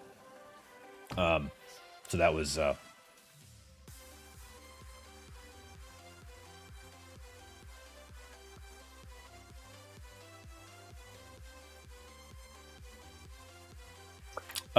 so the question was, yeah, were people respectful of like the taping off stuff, or like were they respectful of it, or was it kind of a nightmare?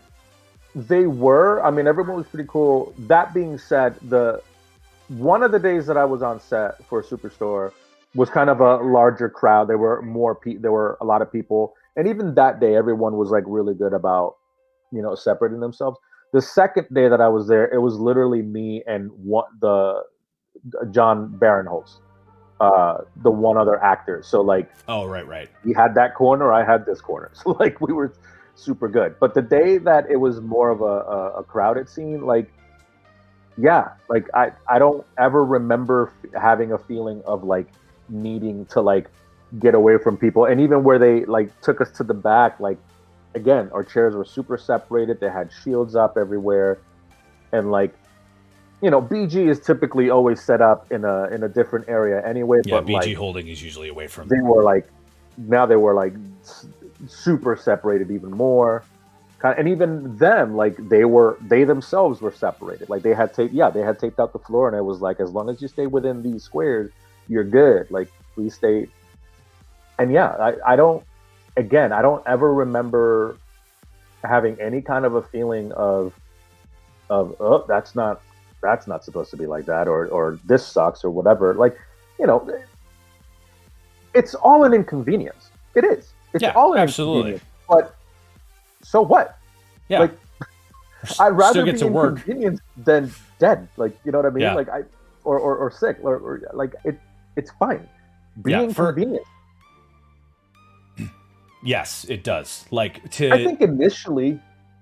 Oh, that's right. Yeah, people can't hear Eric. It does take more time. Like for each episode or for each day that we were on set, it added probably an hour to prep time because people had to all test, get through the line, all that, and just getting people from place to place. Like God, actually doing a company move during COVID. Ooh.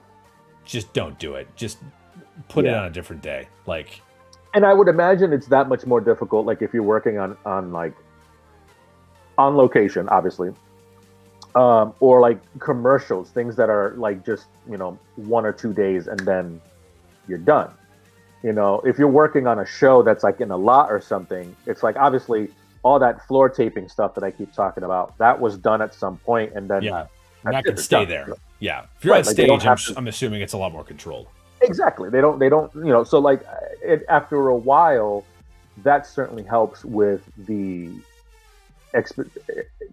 expediting everything. Like it takes less and less time every day. But like, if you're all of a sudden working on location, or some of these commercial shoots that are only like one day and done, I'm sure. Yeah, it's a whole, like, every day. All of those things need to be done. Like the floor would have to be taped every day. The setup would have to be done every day. All this has to be done brand new every single time. So, I mean, it definitely takes time. But again, it's this whole thing of like, just be inconvenienced for a little bit and be fine with that. Like, it's annoying. It sucks. Like, but so what? Like, suck it up. Yeah. Do it. See, Tony and I are of the same mind. If you are lucky enough to be in this industry, you are literally getting to make believe for a living. Like, fucking suck it up. We have the best job in the world. Diva. Well, I mean, divas in general piss me off anyway. But like, we have the best job in the world. Like, take the precautions. No, remember it was this. Wait, what? Do you remember when Patch did that? He was like, we were on stage and like, did he just do sign language for diarrhea? Do you remember when he did that day? Going back to Navy Pier again. I do. I remember because I would do this. Yeah. Bullshit. And no one would ever know, except that once in a blue moon, you'd run into someone who knew sign language, and they'd be like, oh. They'd start laughing, and it's like, shh, it's a kid's show. Don't say anything. Don't get me fired. Terrible. So that's check-in. Like, so Tone, you'd get. So like, what type of paperwork do you sign? Like, you would sign, like when you're in your trailer at the beginning of the day, like you sign your contract for the day, and then like contract and all the tax forms, like the fucking W-4s, I-9s, all that stuff. Okay. And then that's usually given back to either the base camp PA or the second AD, whoever's running base camp. And then you would probably, depending on whether or not, like some people would rehearse and then get dressed, or would you, like, how do you normally operate? Do you normally get into costume and then go to rehearsals, or what do you do? I typically get into costume. I get into costume because I know that for hair and makeup, they always like it if you've already put on, like, at least your top kind of thing. Over your head, yeah. Because they don't want to do your hair and makeup and then you're going to fuck it up because you're putting your shirt on or whatever. So I typically always try to at least throw that stuff on So then do hair and makeup, and then yeah, for rehearsal, like I'm usually already in costume, unless it's like for this I was in costume. For stuff in the past, like it just depends on how involved my costume is or how Right. involved the rehearsal is, kind of thing. But for this, I was in full costume because I was just I was like a regular customer at the store, so I was just kind of dressed very casually. Um, so I had everything. The other little thing is you get your sides, and for I don't know if everybody does this, but they said it was a COVID thing. Typically, you always they just give you your sides, and that you have them no matter what. This time you had to request them. You had to ask them. Yep. You're like, if you don't request it, we're not even We're not give doing them sides. It's one less thing to like give you and touch and whatever. Touch and hand off. Yeah, exactly. But if you like, want it, we have them. Like but you just have to ask for them now. And I was like, yes, please, because I collect them. I like collecting my right. So I was like, yes, I will take them. So while Tony would be getting ready in his trailer, doing all that stuff, everybody would be inside setting up. If there were stand-ins for the day, they would be there in the place of the actor, and then they would be there so lights could be set up, so Drift to do their job. They would set the scene up, and then after everything was in place, then Tony would get called to set. So then, Tony, you would leave your trailer. Yeah, they would come. They'd be like, "Wait, so sorry, is this after rehearsal or before rehearsal?" This would probably be, well, I suppose it depends. Like, how much time would you normally, like, you do rehearsal and then you'd probably go away for a little bit for like lighting to do like final touches, and stuff. So that's what, I guess. So yeah, it would be after. So rehearsal would take 5 minutes because it was literally just like walking in, and they would mark your spots and all that kind of stuff. And after the rehearsal, they would send us to wherever. If it was a bigger setup, then they'd be like, just go back to your trailer, we'll come get you. But if it was just like we just got to set up a few quick things, there's your chairs over there, go hang out over there. Is that, I know Video Village is what Video Village is. Is there a name for where they keep the actors? Just holding, like actors holding. Like sure. It's usually actors holding and background holding. So like first team would be with you. So like holding. So like would they normally, like on Superstore, would they put you with the regular actors, like the regular cast? Yeah. That's, so usually. So like on the day where there were more of us there, they had set up all the chairs, properly distanced, and like I was hanging out back there with some of the other actors from the show. And then and then that's when they bring in the stand-ins, and they would do the setup kind of thing. And then they would bring us back in and do a couple of shots, and then if they needed to do any readjusting, they'd send us back to holding, adjust whatever they needed to adjust. They'd bring us back. We'd do it again. It was, I know I keep saying well-oiled machine, but like Superstore, again, this is their 6th season. And most of the people, I was talking to one of the producers at one point, and he said pretty much everyone has been with the show either since season 1 or season 2. So everyone like has been working on the show for years. So they all just get it. And it was super fast.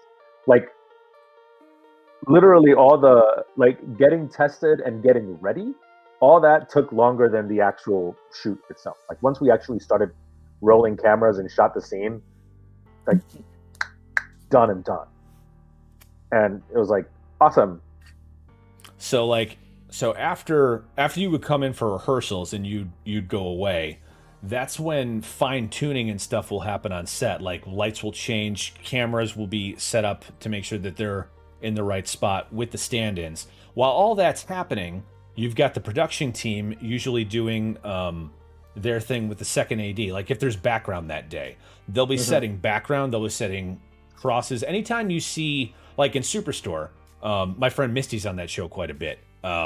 Anytime you see like other customers in the store, or like anybody else that is there's regular background for shows a lot of the time, like anybody who's another worker in the store but doesn't usually have lines, those are background actors. but they will be in there doing their regular thing, and they'll have crosses, they'll have business that they have to do as actors to make the back of the scene feel like come alive and fill the moments, so to speak. So while that's happening, the second AD is setting all those crosses, those actors doing what they need to do, and they're doing the same thing every time. Like once they yell action, they'll go and do that movement. If they cut, everybody goes back to 1, which is their first position. Same thing with the regular actors, and then they'll usually go, okay, camera's rolling.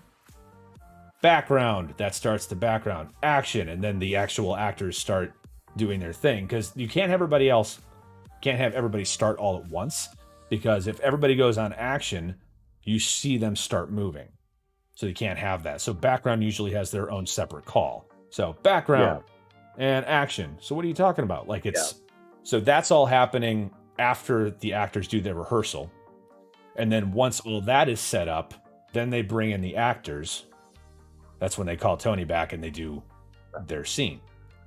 I remember that was something that I would have to talk to BG about in Chicago.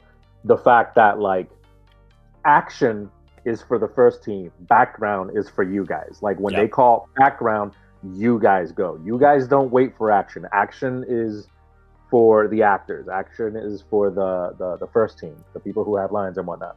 It's still. Go ahead. Sorry. Yeah, but no, and like it was. I remember having numerous conversations about that with people in Chicago, and now that you mention it, like even in Superstore. God, I keep saying Superstore.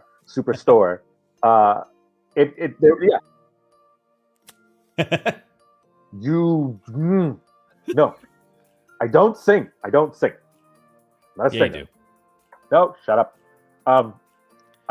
My mother says hi. Now that you mention it, I'm thinking back, and I'm like, oh yeah, that totally 100% happened a number of times where we had like people pushing carts or strollers or carrying groceries, whatever, and it happened a few times where like there were people who they'd be like background, that's you.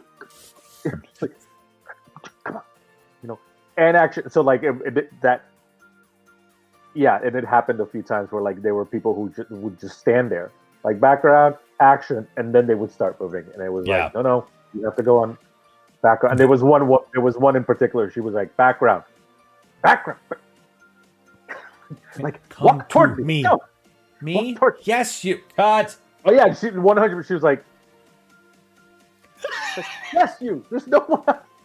Go.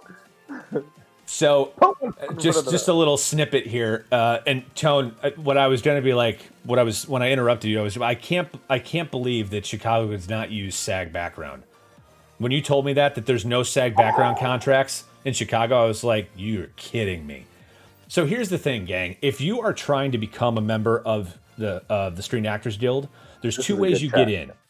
You either get vouchers from doing background like we're talking about, which like if the person is pointing to you and they're like, me, you're probably not going to get a voucher that day.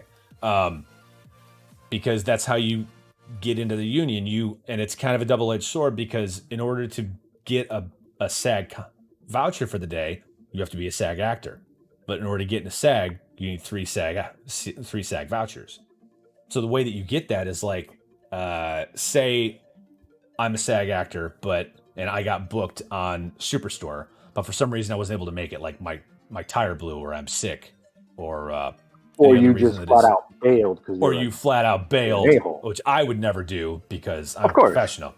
But some like people do that all the time, especially in this city. That's a whole other rant. That's a whole other conversation. But like, say they don't show up, there is now an available SAG voucher for the day. So what the second AD can do, or the second, or someone that is on the AD staff that has seen you're non-union, but you're doing what you should be doing. You're professional. You're not screwing around. You're not dancing in the background because you like to dance during a take. Never mind. That's not actually something that happened. Another episode. We should definitely do another one. We should absolutely do it in another episode, but just not background. But like, say you're doing your stuff. And then one of the people come up to you and be like, "Are you SAG?" I'm like, "No." I'm like, "Do you have any vouchers yet?" I'm like, "Yeah, I've got 2 actually. I'm waiting on my 3rd one." I was like, "Cool. Come see me after the show." What? Like getting your SAG voucher is like And getting then all you 3 start of them, and then you start dancing. Then you're fired. Yeah. But no, so you need 3 of those to become eligible. The other way you do it is something called Taft-Hartley, which is a way that a union can just be like, "I want him. I need that person." Like if you're, Which say is you're how most people in non-union, Chicago end up joining the union is through Taft-Hartley. that makes sense. Taft-Hartley in Chicago Because is there's no SAG vouchers there. Yeah. super commonplace. Super commonplace. I mean, that's how I did it. That's how I did it too. But I did it out here. But I found my way in through a web series. Question for you. Yeah. So let me try that again. My brain words. just broke 100% there for a second. So out here in LA, BG, like there's SAG-AFTRA at BG. Is there anything out here that, obviously besides non-union work, is there any union work out here at all that doesn't use union BGs? SAG-AFTRA BG. What's up, Crimson? It depends on the size of the show. Like for Criminal Minds, for instance, I think there was, depending on what type of contract you have with SAG for your show, you have to have a certain amount of SAG background before you can start using non-union background. Right. And I think if you're a SAG production, like if you're a small show and you only if we only had like 15 background, like say it's just in the BAU for the day for Criminal Minds, the Behavioral Analysis Unit. That was a whole set on stage, but they had regular background, obviously, because they're always, like, they work there, so they're always going to be, it's like Superstore. It's the same background that are workers in the show that are always going to be there. So, like, most of those were SAG, because they would double up the stand-ins. Right. Like my friend Angie, who's, I don't know if she's here right now or not, but, like, she was... AJ Cook's stand-in for Criminal Minds. So like she would be there as a stand-in, but then she'd also be, they could use her as background all the time because she would be there the same days that she would be. So like that's, but like stand-ins get a different rate than regular SAG background. But like if you're a SAG contract, I think you have to use SAG background to begin with. And then if you go over a certain number, then you can start using non-union. Right. I guess I'm trying to figure out if there's an opposite. So in Chicago, the way it works, because of different rules and contracts and whatnot, TV shows and film don't have to use union background at all. In Chicago? In Chicago. Commercials, however, use union background. Really? Yes. Okay. And they abide by that thing of like you need to have a certain number of union background before you can bring in non-union background. And the reason I know that is because I did background on commercials, and I always said yes because it was good freaking money. Yeah, whatever. But yeah, it was really interesting because I learned about the background world in Chicago. So then all of a sudden, when I started learning about the background world in LA, I was like, wait, what? Like I learned it backwards. Same thing. The opposite is for me. I thought the way that it was in Chicago was the norm. And then when it was like, no, that's actually not the norm. Chicago is probably one of the only places where it operates that way. And I was like, what? It's so weird. And like, so, I mean, working with 4-Star, like that was something that we were constantly, dealing with. Like 4-Star was really good about trying to get people paid, as much as they could for a non-union background gig. But it was stuff like, for instance, like, you just said that, like that woman who was AJ Cook's stand-in would also be background. We wouldn't do that. If someone was booked as someone's stand-in, you were a stand-in and that's all you did. Oh wait, sorry. I misspoke. That wasn't the norm. Sometimes like if they needed like a special one, like I think they gave them I misspoke. They wouldn't use them as background. Like if they needed somebody to deliver a line because they were already SAG, they'd give them a bump. Then they use a stand-in for that because they were already there, or sure, or something along those lines. Yeah. Oh no, yeah. So I guess what, I like, misspoke. Those are definitely separate things. If you have a stand-in contract for the day, you're not used as regular background. Yeah, you're a stand-in. Yeah. Very rarely, if all of a sudden they were like, we need to use them for something else, it's like, okay, then they're getting more money.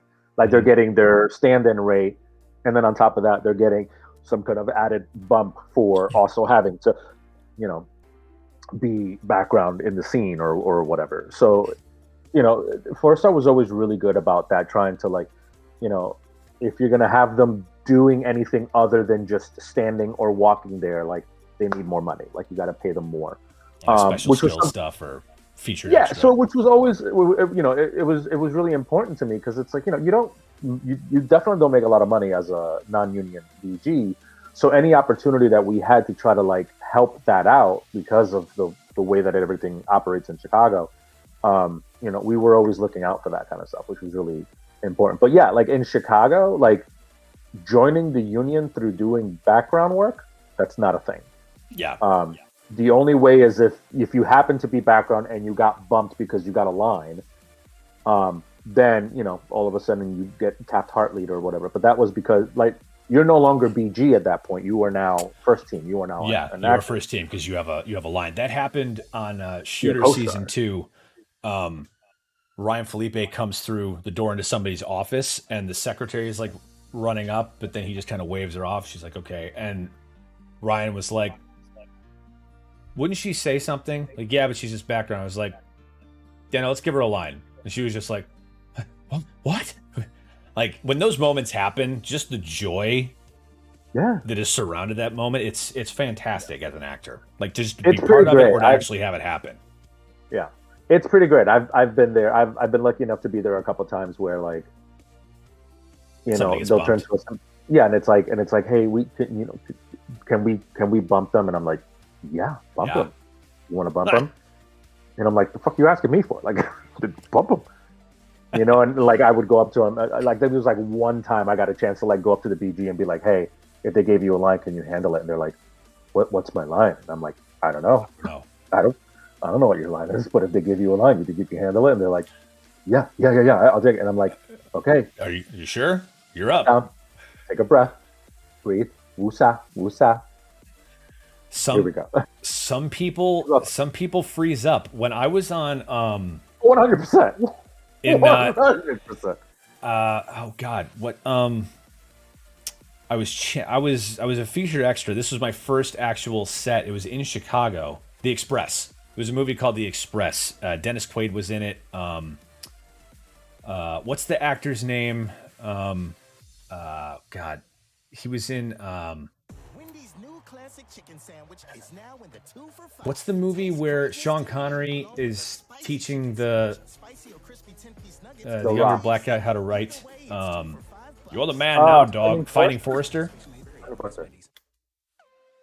I can't remember his name. Oh, you were BG in that? No, not Finding Forrester, in The Express. Rob Brown. Oh, he plays, I remember. Yeah. You were on that for a while in Chicago. Yeah, Rob Brown plays Ernie Davis, and Dennis Quaid was the coach for the team. Okay. I was in that a couple of times, and one of the times is when I was supposed to be Kennedy's campaign manager, and it's like a split second. Like, you literally have to freeze the frame in order to see my face. Sure. For like a frame. But there was a guy that they gave this old style camera to that has, like, you had to replace the bulbs for the flash. And the second AD was like, okay, so when I say action, we're going to start with your flash. And he clicked the camera. He's like, no, don't. Okay, give him a new bulb. This happened like 5 times because the dude was just on autopilot, like deer in headlights the whole time. And I was just like, oh no. I felt so bad for him. But it was like, the AD pushed through. He's like, okay, don't actually hit it. When I say this word, you're going to flash the camera. That'll start the scene. He's like, Okay. And like I could see the sweat beading on his face, but he wouldn't move. I felt so bad for him. But yeah, sometimes people can't handle it. That's Yeah. that is one of the things about being in this town and being an actor. Yeah. Tony, this is actually a good place to ask this question. What would you say is most important for an actor to have if they want to become a professional actor? Would you say that training is the most important thing? So they actually have a craft? Just wing it. That's fair. Wing it. Yeah. Just walk on set and be like, I'm here, bitches. Like, what is the play and what is my part? Yeah. No. Oh God. One of the questions Instructor Tiny asked, is it more of an invaluable skill to be stronger with improv than any other acting skill? In my opinion, I mean, it depends on what you want to do. Improv is definitely a valuable tool to have, but I wouldn't necessarily say that it's more important to have that over like just regular training. But it depends on what it is you want to do. Like if you're looking to work on, stuff that is more improv heavy, then sure, yeah, focus on improv. That would be your go-to. But if all of a sudden you're trying to get into like dramas or procedurals, improv is it'd still be helpful. It's still of value, but it potentially wouldn't be your go-to tool or muscle, so to speak. That being said, to back up to your original question, yeah, 100%. I'm always going to be an advocate for training and schooling and classes and workshops and coaching and all of that jazz. I come from a world of theater training. I went to undergrad for 5 years, got my BFA, went to grad school for 3, got my MFA. I trained in school for 8 freaking years. It wasn't a conservatory, but after like the first couple of years, it kind of becomes a conservatory because all you have left is like acting classes and whatnot. And then after that, like I would, even after I graduated, I was still like taking classes here and there, workshops or whatnot, constantly trying to keep learning, keep growing. Technique is something you're always going to need. Something that a professor of mine said to me a long time ago that always stuck with me was, you can be able to tap into your like emotions and well of imagination and all that stuff super, super well. But then all of a sudden, when you have that 10 a.m. Matinee and you're hungover from partying the night before, you damn well better have some technique to back your shit up, because ain't no way that you're going to get up there at 10 o'clock in the morning and being like, let me emote now, my character. It's like, no, I'm gonna need some backup, and your backup is technique and knowing how to access that properly. Voice technique, body technique, script analysis, voice and diction, all of that good pacing, all that kind of good stuff needs to be there to help you get through the inevitable days where you're up there going, I don't want to be here. I woke up on my stove. This is not a good day. I'm wearing someone else's underwear. I don't know what's happening right now. Like, Another question?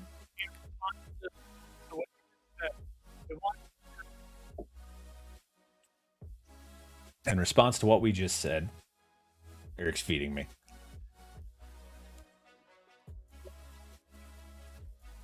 Woo. What in school is worth the training?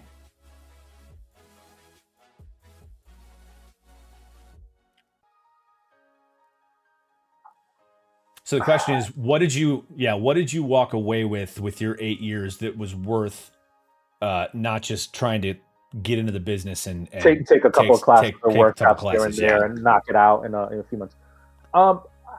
I think for me, the thing that I took, and look, it's going to be different for everyone. There's people who I went to Literally school with everyone. who It's gonna be walked different away for 'em. from school going, well, that was a complete waste of my 3 years or whatever. And that's, hey, like, right? Eric's going, like everybody has their own experience of it. I have friends who loved it. I have friends who fucking hated it. For me, I think the best thing that I took away from it was a degree of like discipline and I'm sure there's a fancy word for this and I can't think of it, but like a know-how, like Experience. that's cool. Like, yeah, like, like I walked out of there and like, if you handed me a scene, you handed me material, you were like, okay, act this or something. I could look at it and instantly, like immediately my brain was like, okay, I need to do, but like I You'd knew how find to the beats. I knew how to do it. I knew how to do it without needing coaching or guidance or whatever. Like I could immediately jump in and start doing stuff. And then of course, once you get it there, the director's like, go in this direction, go in, switch this and that, whatever. But like I wouldn't initially need that when approaching something. I didn't immediately look at something and go, okay, so what are you thinking? What do you want to do with this? Like I had a level of discipline and know-how and a set of tools readily available to me that just turned on. It just worked whenever I would like immediately like, boom, I know exactly what I need to do to get this going. So for me, that was the biggest thing. Because when you're trying to like set up these auditions or self tapes now or whatever, like you're on your own. It's all you. And like, yeah, you can obviously you can reach out to get coaching on every audition if you wanted to, or you could develop the tools that you need in order to be able to do it on your own. And it turns more into what your interpretation is of it rather than like this is their interpretation of it because they're coaching me to do this kind of stuff.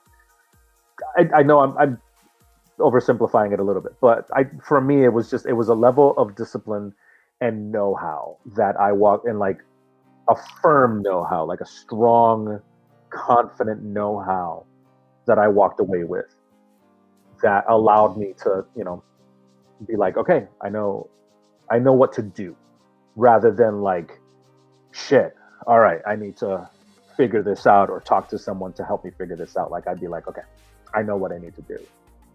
Now whether I actually pull it off, that's a whole different story. That that's where talent comes in or whatever. But yeah, I'll say that.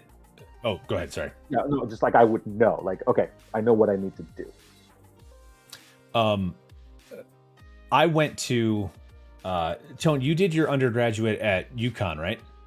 University of Connecticut, and then I did my master's in Indiana University. So those are both fairly big schools. Yeah, Indiana is huge. Huge. UConn is big in Connecticut, but Indiana is enormous. Yeah, IU's huge. So I had the opposite experience. I had, because like you went on and got your master's. I was so ready to get out of school by the time I was done with my undergraduate. I was like, I have no interest in doing a master's. Your undergrad was also a BA, right? Yeah. Mine was a BA. BFA. So there's a different. Yeah, you had a Bachelor of Fine Arts. Yeah. Yeah, there's a different focus there as well. Monk's dead. IU sucks. Go Purdue. Boiler up. That's just mean. Yeah, I know. Whatever. Purdue and IU were constantly at each other's throats. I still don't know what a Hoosier is. It's just a Hoosier is someone from Indiana, I guess. I'm sure. Right. Nobody knows what it is. I went to a smaller liberal arts college, like where we had to wear a lot of hats. So like we talked about the rigging thing that Tone got me into when I got to Chicago. Like I had to wear a lot of hats when I was going to school. I was in pretty much every show we put up, but I built every show I was in too. Like I was a master carpenter in the scene shop, and I actually started there my senior year of high school, and I was doing college classes there. So when I came in, it was great because I already had a work study program that I was in, but I was learning all these technical skills, and those have actually kept me afloat while I've been working on acting my entire career. Like I was doing rigging in Chicago. I got out here. I was doing stage work. I was doing rigging for a little while out here. But that technical side of things, like I've built sets out here. I've done. I'm also a stunt coordinator, and actually I got into stunts because at the stage combat workshop that Tony and I were at, we had a master class in doing some stunt stuff, and I was like, "This is awesome!" Like I had so much. That was probably my favorite class aside from Single Sword. Yeah, and it opened But up that world for you. yeah, it was a master class. It was like 3 days. So the following year in 2003, I went to a 3-week stunt school intensive, and it made sense to me. Like figuring out how camera angles work to make hits sell, like it was awesome. And so I've been also doing stunts, not on a SAG level, even though I am SAG now. But I've been doing stunts since I got out here as well. That's the 2 features that we did. I was the stunt coordinator on Clowntown and the Toy Box. But that was before I became SAG. But it just depends. Like Tony said, everybody's experience is going to be different. Like the skills you learn in school, you'll use. I mean, if you stay with it, you'll use them all the time. So it just depends. So, I will say, in my undergrad, like taking some tech classes like lighting, costuming, stagehand, that kind of stuff, like that was a requirement. You had to take at least, like pretty much everyone had to take lighting, like some form of lighting 101. And then most people would then turn around and do like costuming 101. Mm-hmm. Because of I like transferred into the department like a semester late kind of thing. So I did the lighting class with most people, but then if I wanted to take the costuming class, I was gonna have to wait till like the following year. And that would have gotten in the way of me being able to take another class. So I was like, fuck, I don't want to do that. And I was like, does stagehand would like, would the stage class count for this requirement as well? They're like, yes, it does. And I was like, great, I'm gonna go take that.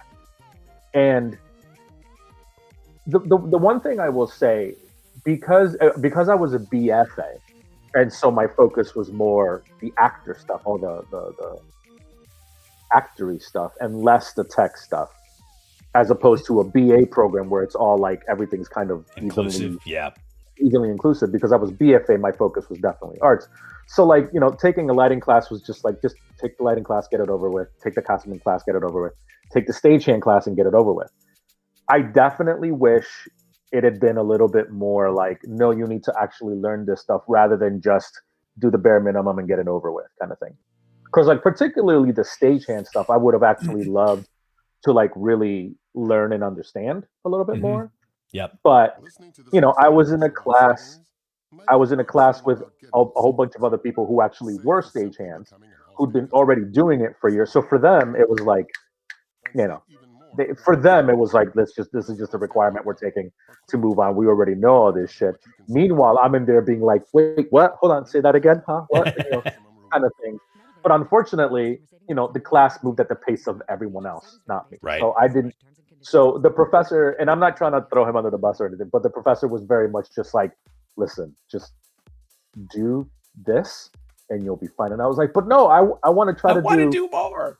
I want to try to do more. And he's like, you can't do more. And I ain't got time to teach you more. I'm gonna teach you this, you're gonna do this, and we're gonna move on. And I was like, but shut it. Like, okay. So of course that's not exactly how the conversation went, but generally speaking, that's kind of how it ended up playing out for me, unfortunately. So that's one slight regret that I have, because like stuff like being able to get jobs working at a theater, working on set, helping build shit or whatever, doing all that kind of stuff. Like if I'd had some of those skill sets, then I could have potentially found some of those jobs along the way and still be in the field, so to speak, as opposed to like, okay, I guess I'm gonna go uh, get another job because that's all I'm Yeah, no, capable of. just to wrap this question up, yeah, I can't work in food industry because I'll fucking kill somebody. I tried it for a while and it's just I can't do it. I I cannot. lasted 4 days I as a server. Oh my god, like people are such assholes when they go out to eat. I was just like, I'm gonna stab you with this plate. I might break it first just to make it easier. Plate. So yeah, no, I saw it. So Instructor Tiny. So I remember watching a video with Adam Driver. He related that post 9/11 veterans could become good actors, and acting will give them an outlet to release their emotions they hold inside from their experiences. Do you agree with this? If so, why do you or why do you not see more veterans on the more sets, whether it be TV, movies, or plays? I'll start off with this. Sure. There is a specific company that works with veterans out here. There probably isn't something like this in Chicago, but there's a like if you're a vet, you can go in and sign up with them, and you actually get a higher rate because you already know how like military logistics work. You know how tactical movement works. You already have that ingrained in you because of your training. So they will bring those people in. Like we used them a lot on Westworld. We used them on Shooter. We used them on Criminal Minds because all that tactical knowledge needs to be There's a shown body through language law there that enforcement. is hard to teach. Yeah. And if you just naturally have that, it's like, oh, that's that. It's like, yep, grab that person, do it. Yeah. I will say that actor like veterans can become good actors. I will say that there is a lot of great question, dude. There's a lot of emotion that can be welled up inside of you from having to serve, and it is. I would say if you are interested in that at all, depending on your experience, you might want to actually take some acting classes just so you can focus that and give it the right intention when you're trying to portray it on stage. Like having that to draw from. Like I was taught Stanislavski where I went to school, and there's a thing called sense memory that is it's a technique where you don't try and act sad. You try and put yourself in a place of a memory that you have that made you sad and draw on it from that. That is a very useful tool. Like I have memories that I haven't let go because and they're painful, but it allows me to cry on camera if I need to. Because I just put myself back in that place and I can tear up. And there's a well of that you can draw from as an actor. And I can imagine, not having served myself, but very grateful to those who have, like I can imagine that well being very deep for our armed forces veterans. So there's two questions that he's asking here. The first, like, do we agree with veterans' ability to be able to do that kind of stuff? Yeah, absolutely. Absolutely. It's exactly what you were just describing. Like, there's a difference between I'm going to think of my dead dog, my dead puppy to make me sad, versus someone having the ability to be like, I'm going to think of my dead best friend who died in my arms. You know what I mean? Like, to like get me to that place. It's like, oh, yeah, okay. So like obviously if you have, and like listen, I don't want to sit here and advocate like the more fucked up your life is, the better of an actor you're going to be. Like I'm not here to say that, but it's true. If you have, Eric's like, I mean, look, tomato, but if you have a well of memories, thoughts, emotions that are those kinds of extremes that you're able to tap into and funnel and use for acting work, then I mean that's a well of gold. That's a well of useful stuff. So yes, I would totally agree that people who have served and have that sort of in them could certainly use it to use it for acting, whether it's for the purposes of performing or for the purposes of helping uh, channel some of that stuff and just kind of better understand it, better control it or whatnot. The second part of the question is why don't we see more of those people doing that kind of thing? Because to each his own, and everybody's going to handle it differently. There's some people who have the ability to tap into some of those, really tough experiences and memories, and like be okay with continually tapping into some of that stuff. Then you've got some people who no, they don't want to tap into that shit again. They don't, and if they put themselves in a position where they do tap into it again, it's not something they can just kind of turn on and off. So it's like, oh wait, you want me to turn this stuff on and off willy-nilly? No thanks. Yeah. Like I did it the one time for the exercise to help me understand it a little bit better, but I'm not going to sit here and play with this. I'm not going to flip that switch. Soul knob every time. So it varies. Like like I was, Drew was just talking about. He's got some tough memories that he hangs on to for the purposes of being able to do what he needs to do. I do too. I certainly have some memories that I hang on to that I can tap into here and there. I also have some memories that I'm like, no, I won't use that one. I won't tap into that one because I don't want to go there. I don't want to go there, and that's not one that I can close easily. There are some that I can open and then boop, and I'm done.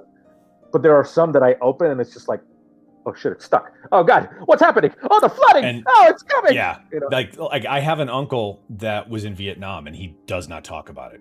It's not something that so tell me about it. It's like, no. And like he'll walk away from you. Like that's what I'm saying. Like if a veteran has that, that's why I would suggest taking some acting classes, because if they want to do that and hone that, it's being able to turn that valve on and off and knowing which ones to use and which ones not to. Like that's what it teaches you. My grandfather. So my grandfather passed away a little over a year ago, and we were like a few of us in the family were like, trying to gather like all the stories, all the history, all the everything about him, and a chapter in his life that like I'd known about, but then we were bringing it up again. I was like, shit. I was like, yeah, what do we know about that? So way back in the day, he worked as an orderly at an insane asylum, and like he was one of the like, hold this person down, we have to like give them a shot before they kill someone kind of person. He was that person. He was the help us, and this was also a very long time ago, so it was like, help us put this person in the straitjacket, or this and that. Like he was that person, and he never talked about it. He would and like try as much as all of us younger folk would try to be like, hey, so whatever happened with that, like what, and he'd be like, no, I don't want to talk about it. Like all he would say was, I was an orderly and I put a few people in straitjackets and I did some stuff, but like it's almost like he would start talking about it and then immediately be like, no. And like when he passed last year and we were like sharing all these stories, like whenever we got to that, we were like, and then he was an orderly for a bunch of years, and that's all we got. Like we were like, we don't know anything more because he would never reveal anything. And even like my grandmother, his wife, like she was like, yeah, he wouldn't tell me anything. He would come home from work and he'd be like, yep, how was work? Fine. Like he wouldn't talk about it. So like she was like, I don't even know. I still to this day, I don't know. Oof. So it's that kind of thing. Like, some people have those things that they're able to just like click, open, close. But some people have things that are just like, nope. So, some of these soldiers, like they have that well of emotion that they could potentially tap into, but do they want to? Yeah. A lot of them probably not. It's a tough thing. And knowing the difference is definitely the first step in that, like knowing which ones that you can use and don't want to. and which ones you back to. should use. I mean, you know, Yeah, there's also that. like you know, there's if I've had conversations with people where like you know yeah, it's just whether you want to and whether you should, because like at the end of the day, like you know, you still need to be you, and you still need to like sort of continue in your everyday life, kind of thing. So don't don't do anything for yourself. Don't do anything to yourself that you're gonna end up like suffering the consequences from for the long haul because you wanted to do it for a movie or a TV show. Like, Yeah. sorry to like belittle what we've chosen to dedicate our lives to, but at the end of the day, it's just like I'm not going to damage myself for your entertainment. Yeah. It's like stunts. It's like being safe with stunts, like doing it a safe way. It's like, well, everybody watch because I'm only going to be able to do this once. Like, no, fuck that. Like, Right. do it safely, do it correctly. Listen, And, like, I want to do a good job, and part of it is, am I exercising some of my own demons? Sure, of course I am. Of course, is that a good reason to be an actor? Probably not, but whatever. That's my choice. Like I'm making that choice. But just like I'm making that choice, I also have the ability to make the choice to be like, you know what? No, I'm not gonna. Like I want to do a good job, and I want to go there, and I want you to watch what I do and go, damn, he went deep. But I'm also content with you watching what I do and going, that was good, because I chose not to damage myself, for anything else. I don't know. I think if I remember correctly, I think it was Korn, like the lead singer of Korn. After a while, I never really got into them as a band, but after a while, their music changed, where they just stopped. I can't remember which it was, but someone asked the lead singer about it, and he was like, I just didn't have anything to yell about anymore. Like sometimes you Rage Against the Machine the same way. Yeah, like if you're not, I shouldn't say not careful, because like if you don't have something to yell about, that's probably a good thing. But like if that's what you base something like this off of, and you empty that well, sometimes you might not be able to do it, or more importantly, you just don't want to do it anymore. So, and Allstate.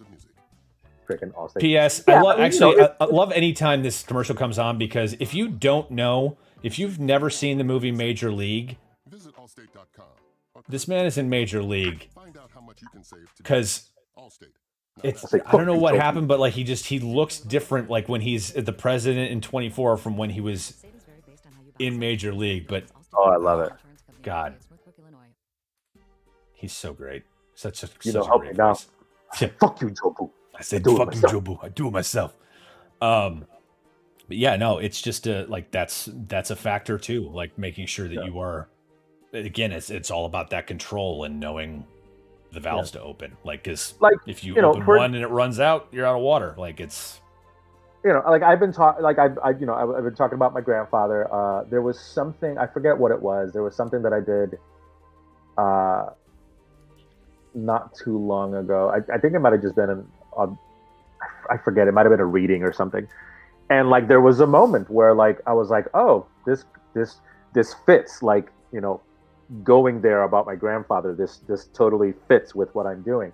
And I like started to, and instantly I was just like, nope, not gonna do it, and it was like, could it have been a freaking really amazing, like just heart-wrenching moment? Probably. But no, I'm not going to do that to myself for this. Not for this, not now. Maybe maybe a few years from now I'll feel differently and I'll be able to tap into that. But like right now, it was just like, no, I'm not gonna use my grandfather's death for the sake of entertainment right now. I'm not gonna do that. So, I remember in college when I was auditioning for Boys Next Door, so I played Barry in that show. It's one of my favorite shows that I've ever done on stage. But I played Barry, and in the audition, we did the scene with his dad, and the dad like was abusive as a father, and like he breaks down because he hits him. I don't know if he hits him in the script, but we had the dad hit me. But in the audition, like Doug, our director, said, hit him. And he just kind of smacked me in the back of the head. And like, I crumpled to the floor. I don't remember where I went, but I was inexperienced as an actor. This was, I think, my freshman or sophomore year. Like, I was weeping.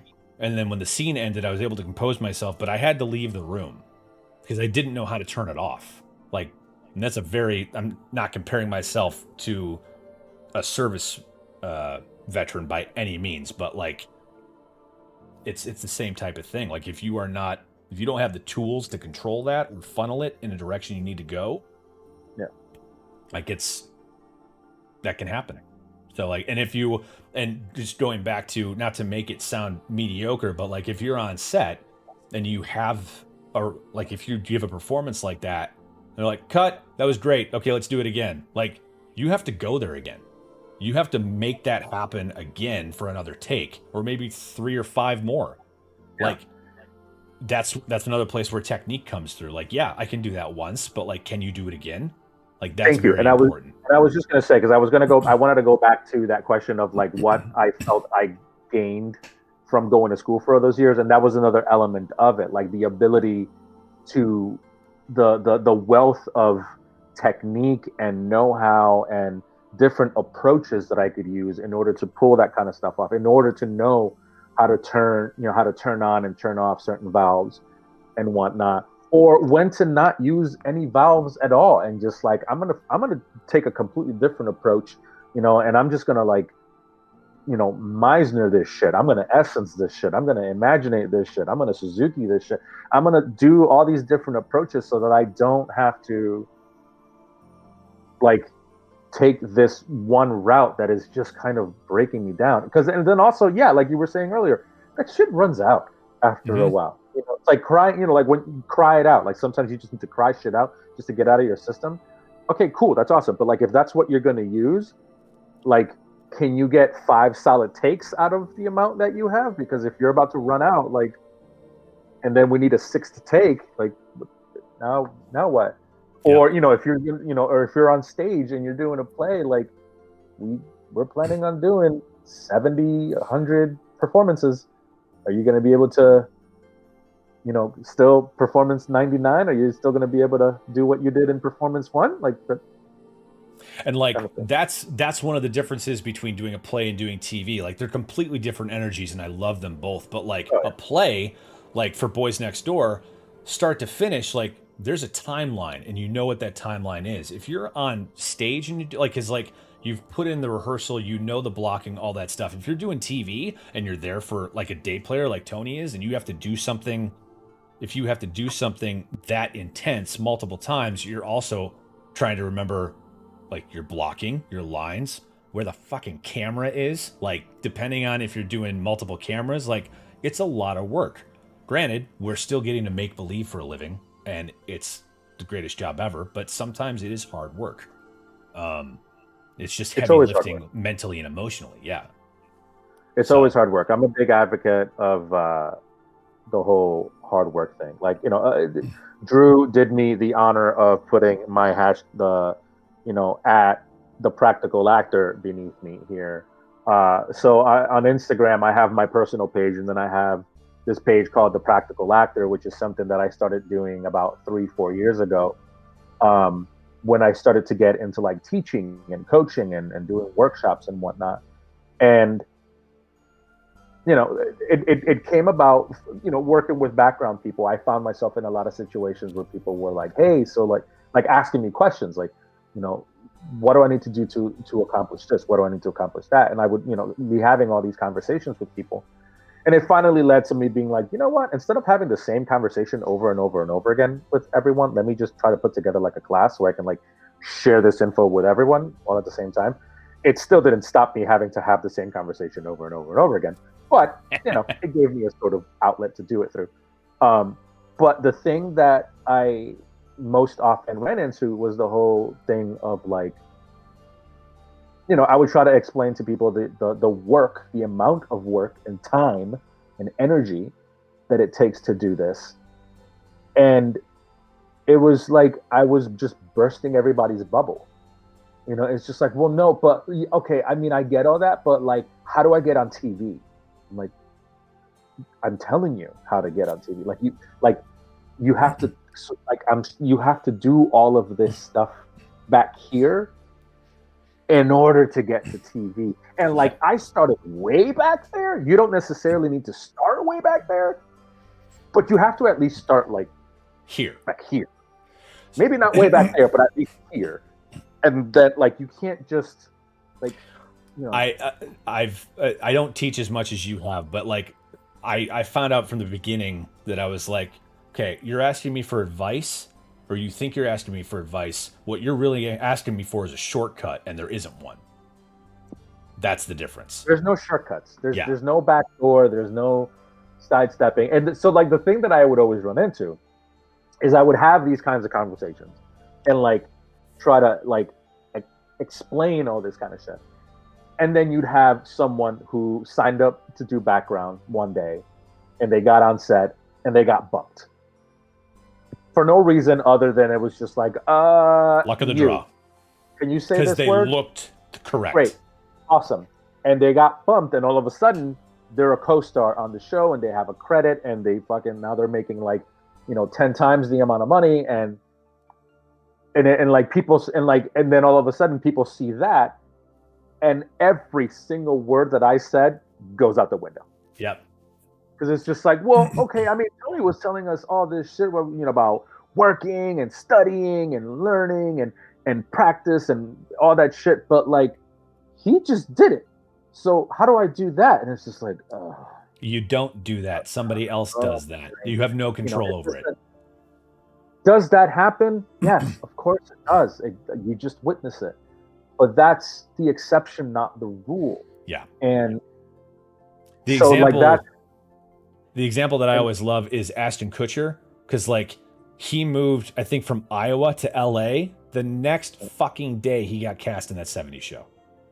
Yeah.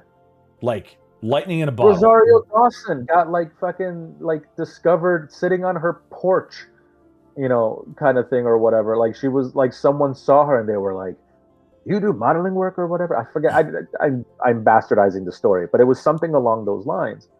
But even stuff like that, like Ashton Kutcher, he moved from Cleveland to LA. The next day he got booked in something, but before that, he was doing modeling work. So like, okay, maybe it wasn't like deep acting work and like training or whatever, but he was doing something. He didn't just like up one day decide I'm going to move to LA for no reason, even though I have no idea what I'm doing. And then the next day he got like he was at least still doing modeling work beforehand. So he was like able to tap into that somehow to like segue into, the acting stuff. Rosario Dawson, same thing. Like she got, someone discovered her sitting on her like front stoop or something. But before that, she had been doing stuff. She had been acting. It's not that like she was just chilling on her stoop and she's never acted a day in her life. And all of a sudden someone was like, "You're going to be the lead in this thing." And they're like, "Okay." Yeah, okay, whatever. Stuff. Like all of these overnight successes that people like to glamorize because it's super fucking sexy. Those are the best stories. Like that's not a thing. There are no overnight successes. I guarantee you fucking show me an overnight success and I will find you someone who's been busting their ass for fucking years to get to that, to be in that position so that when that opportunity presented itself, they were fucking 100% ready and boom. William H. Macy is a great example of that. He was a card-carrying member of SAG for like 10, 15 years, I think. And then he hit 40 and he just blew up. Yeah. Yeah. Where did this person come from? Bitch, I've been here the whole time. I've been here the whole time. Instructor Tiny, so do you guys get a laugh kick out of actors in movies, shows when you see them almost break character and keep it together every goddamn time? Like, yeah, it's fucking hysterical. Watching Jimmy Fallon on Saturday Night Live not be able to keep his shit together is so funny to me. So I will say yes. Yes is the answer to the question. Some people have to earn it. Also like that. Jimmy Fallon, okay. Bill Hader. Like John Oliver. Bill yeah. Hader. Bill Hader especially. Bill Hader, like Normally, like 90% of the time, Bill Hader is he's the one who's just Stone breaking cold. everybody up. And he is stone cold, he is a killer. But then all of a sudden he'll have a moment where he loses his shit, and it's like, you know what? You've earned it. You've earned it. Whereas Jimmy Fallon, as much as I like Jimmy Fallon too, Jimmy Fallon, his whole thing was look at me not being able to keep it together. Like that was his performance.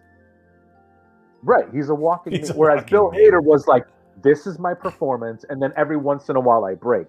Jimmy Fallon's whole thing was, look at me breaking. Like, I'm gonna write a skit about me breaking. And it was like, all right, like that's okay. But I mean, a lot of times it worked, and a lot of times it was just like, okay, come on. Another question: Would you say that do as many things as you can to meet as many people as you can as part of the job? Absolutely. I would say like don't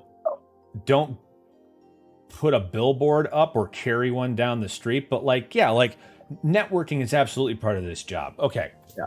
And I will say, like, I've said this for the longest time, but like one of the big things about getting a job, no matter what side of business you're in, like if you're an exec and you know somebody and it's like, hey, we need somebody over here, let me try and pull you in, like that happens. In the freelance world, people work with who they like before they work with anyone else. Because if you're going to be on a show for 9 months, you're not going to work with somebody you think is a dick and be like, I hate working with that guy. Well, then don't hire him. Hire Pete. Oh, I love Pete. Yeah, and he's good at his job. Cool, we'll get Pete.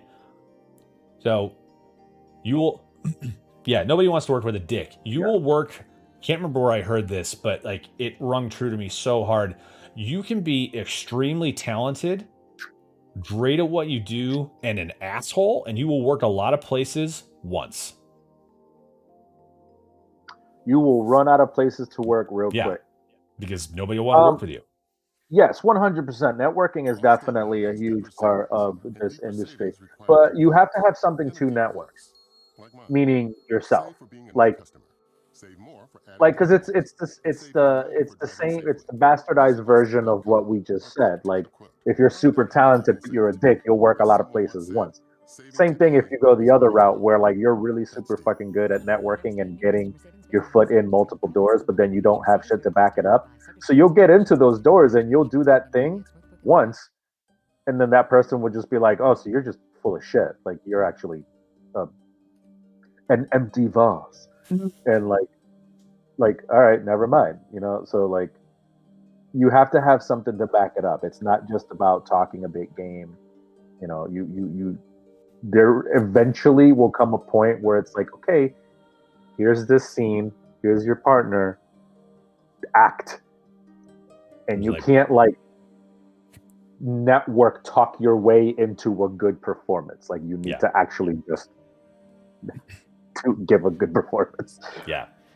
So that's the second part. People work with who they like before they work with anybody else. But if they can't do the job, you won't get hired for that job. Like they'll like you, but sometimes you get you luck out and you get to work with your friends. Other times, you don't want to work with your friends. It's like you love them, but like they're not good at some stuff. Just the way it goes. So, I would say networking is a huge part of this job, just because as a freelance, like, and this is like working production or working stagecraft or working as an actor, like either way, you're going to have to be with those people. But like networking is how you get around in this business. Like I've been doing production now for almost 8 years, or working in like behind the camera for those 8 years. I've handed out, I think, 3 resumes this whole time, because I'll just get a call and be like, hey, I need an extra PA for like Wednesday through Friday. Are you available? Yeah. Cool. Yeah. All right. You're booked. Come in. Call's going to be like 6 a.m. I'll send you the call sheet. So like, that's how the freelance world works out here. I love what Eric says here. Bridges are connected to other bridges. They all burn together. That's fantastic.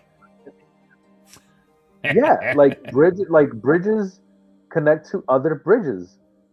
Like You just don't be a dick. Like, so many times I've seen people just completely burn themselves being like people who look for who can I be an asshole to?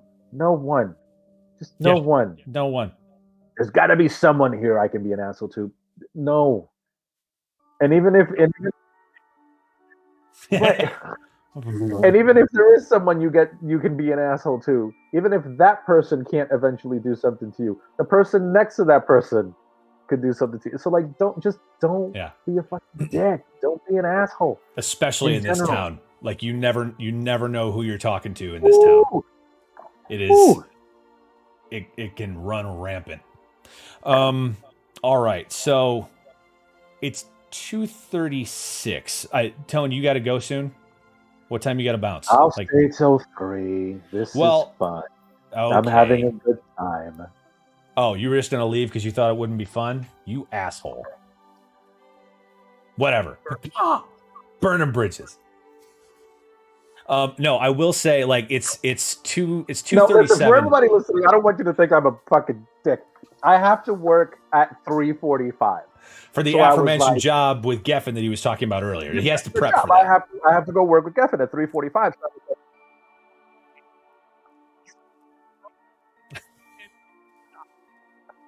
We hit brunch. What? Oh, the day on set. Yeah. Well, basically. No, we did it. No, we talked about the day. Yeah, we talked about the day. Basically, when at the end of it, like that's it's basically Eric, rinse and repeat. Hear Eric, right? Yeah, nobody can hear Eric. He doesn't matter. Okay, so Eric is bitching at us. We're fine. We're on topic. We're on. He's like, you guys talked about breakfast and that was it. Like, you haven't talked about the rest of the day. We talked about the day, Eric. we talked about. I wasn't there long enough for the commercial. I had lunch. Remember, I talked about sitting at the tables, like everybody gets the head of the table kind of thing. It was awesome. We talked about everything. Now he's like, I'm sorry. This is you opening a flood that you can't close, Eric. He's very angry. Tony, calm down.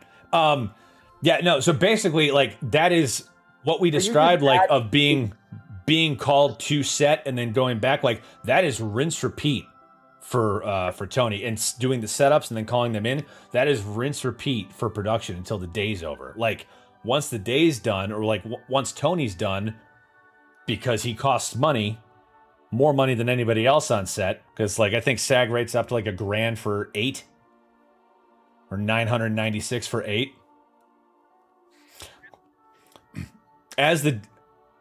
Well, I mean, COVID-wise, there is a closing procedure just because, like, everything's wiped down again. One thing that I did leave out, so, like, if we go to location, say, like, there's a warehouse, we will bring in a cleaning team to mist the location, wipe down all the hot points, and then they'll leave. So it's disinfected for us to go in. Once we are done, cleaning crew comes back in and re-disinfects after we leave, so that area does not have our germs and stuff in it left over. And then closing down, like, we're basically there till that's done. If you're on location, like, actors will always be first to go because, again, they're the most expensive. Because Tony's rate is about $1,000 for 8 hours if he's just there for a day. SAG has weekly rates they can book you on, which, yeah, it's awesome.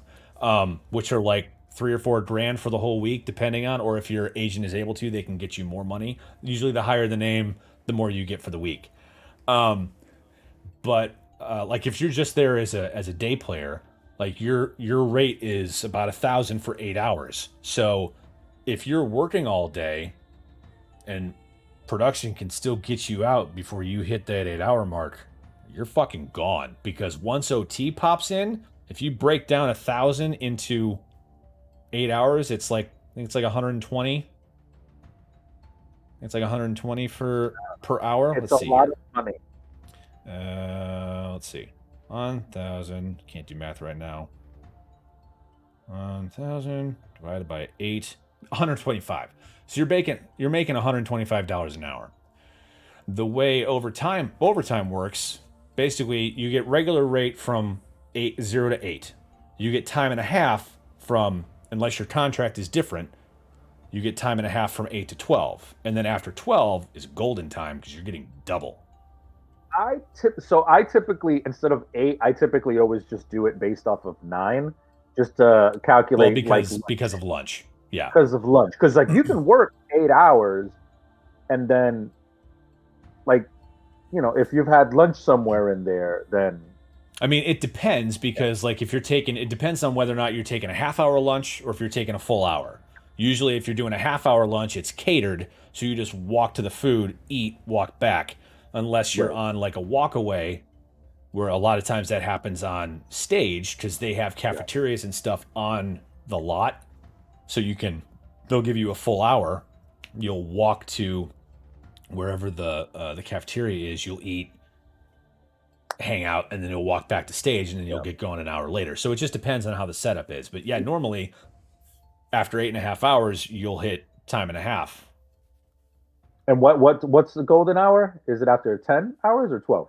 It depends. So like if like the grips, local 80, grips start getting golden time after 10 hours instead of 12. So like they'll be making double time after 10 instead of waiting until 12 hours. They'll make time and a half from 8 to 10 and then into double. But like time and a half as a SAG actor, you're making $187.50 an hour. And then you're making $250 an hour after that. I had a friend who was booked on stunts for Public Enemies in Chicago. They pulled her in. They didn't use her all day because Michael Mann bleeds money. And they ended up doing, I think, an 18 or 19 hour day, and they never used her.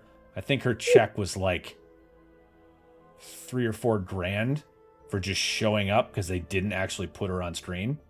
Yeah. I had a day where so on the Shy, which was my sort of my biggest Shy, yeah. So I did the Shy. So I had a recurring role in the Shy as one of the teachers, and I ended up doing a total of 10 episodes. I did 5 in season 1 and 5 in season 2. And there was one day in season 2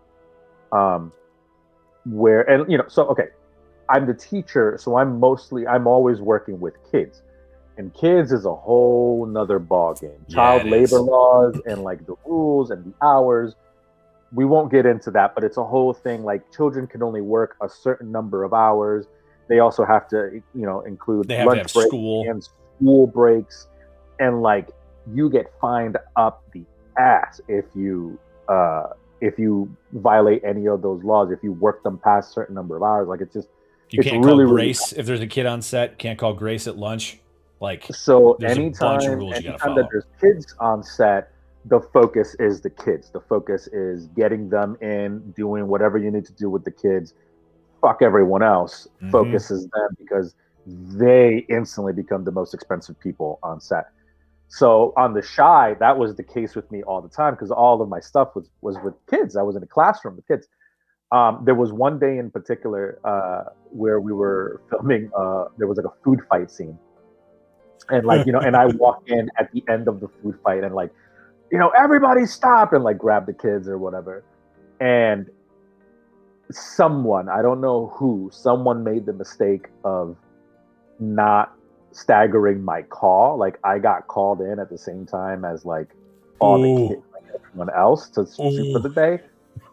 I literally sat around the entire fucking day and then finally shot my stuff in like the last half hour of the day.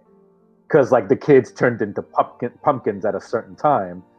And like I kept looking and I'm like, what's gonna happen? Cause obviously like we need the kids to shoot my thing, but the kids are done at such and such time.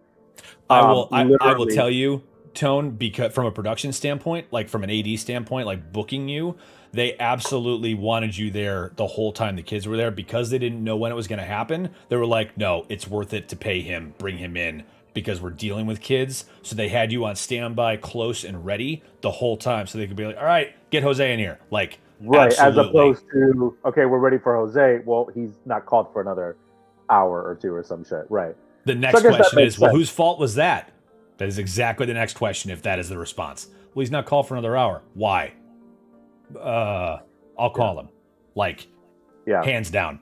So that totally 100% makes sense. Try explaining that to me on the day. I'm just like, what the fuck am I doing? What the fuck's going on? Yeah, absolutely. I sat around I got called like in the morning, and I'd sat around all day. And I think I finally got to set at like 9 p.m. and we had to be done by 9:30. Whoa. And like literally, it was like, okay, we got 30 minutes. I was like, you got 30 minutes for my fucking scene. I was like, you sons of bitches. But sure enough, like we fucking did it, and we got it. And like I forget what I ended up getting paid, but yeah, like I went into like fucking overtime, and I think I might have tapped a little bit into golden hour because I'd been sitting around all fucking day, and then I ended up working 30 minutes. 30 minutes, like that was it, because it was like, let's go, we got to get these kids out of here. And I was like, yeah, because like I guarantee you it's because of the kids, because like if you only had like a short line, like they would have called you at this time, brought you in, gotten you ready, maybe an hour and a half before they figured they would get to that scene. You might have waited like an hour and a half on top of that if they were running late or they were doing other stuff. But like if they can get you in and out quickly, they do. But because there were kids involved, I guarantee that's why you were called early. Oh yeah. Which I mean, looking back on it, it makes 100% sense. Yeah. But yeah, that was one of the. I'm sure I've had other times where I like sat around forever and got overtime, but that one I distinctly remember because of the 30-minute, like, okay, it's time for your scene. I'm like, don't we have to wrap in 30 minutes? They're like, yeah. I'm like, you fuckers. All right, here we go. Let's do it. Let's try to knock it out in 30 minutes. But it was cool. It was fun. The kids got to fucking have a monster food fight, which I'm sure they fucking loved, and I got to run in and stop it. It's just pretty cool. Okay, it's 2:47. We have. All right, so this is going to be our last question from Tiny. So you guys have been in a situation where someone passed gas or pooped themselves while performing besides kids? Yes. Yeah. To both. Yeah. I won't talk about the pooping themselves because I don't want to do that to that person. Yeah, same. Not that they would even remotely be watching this, but I'm a big believer in karma. I don't need to put that out there. But the passing gas, yeah, I know plenty of people who do it all the time on stage and on set. Or who have done it to you on stage. Not pooped, farted. Farted. Don't look at me like that, Eric. I've never pooped myself on set. Yeah, me either.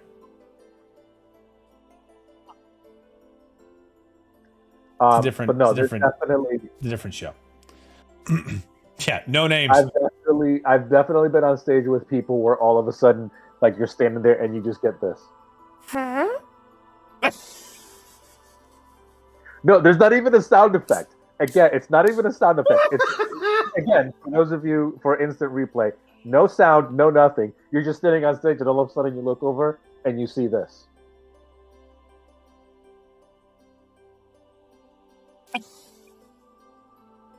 What is? And instantly you're just like, you son of a bitch. Just everyone is instantly aware. Yeah, exactly. I love going to shows that Tony is on stage and I'm in the audience, because we have a thing where he'll do this, like,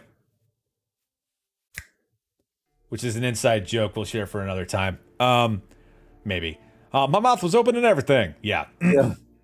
What is that? Audience? But yeah, no, that's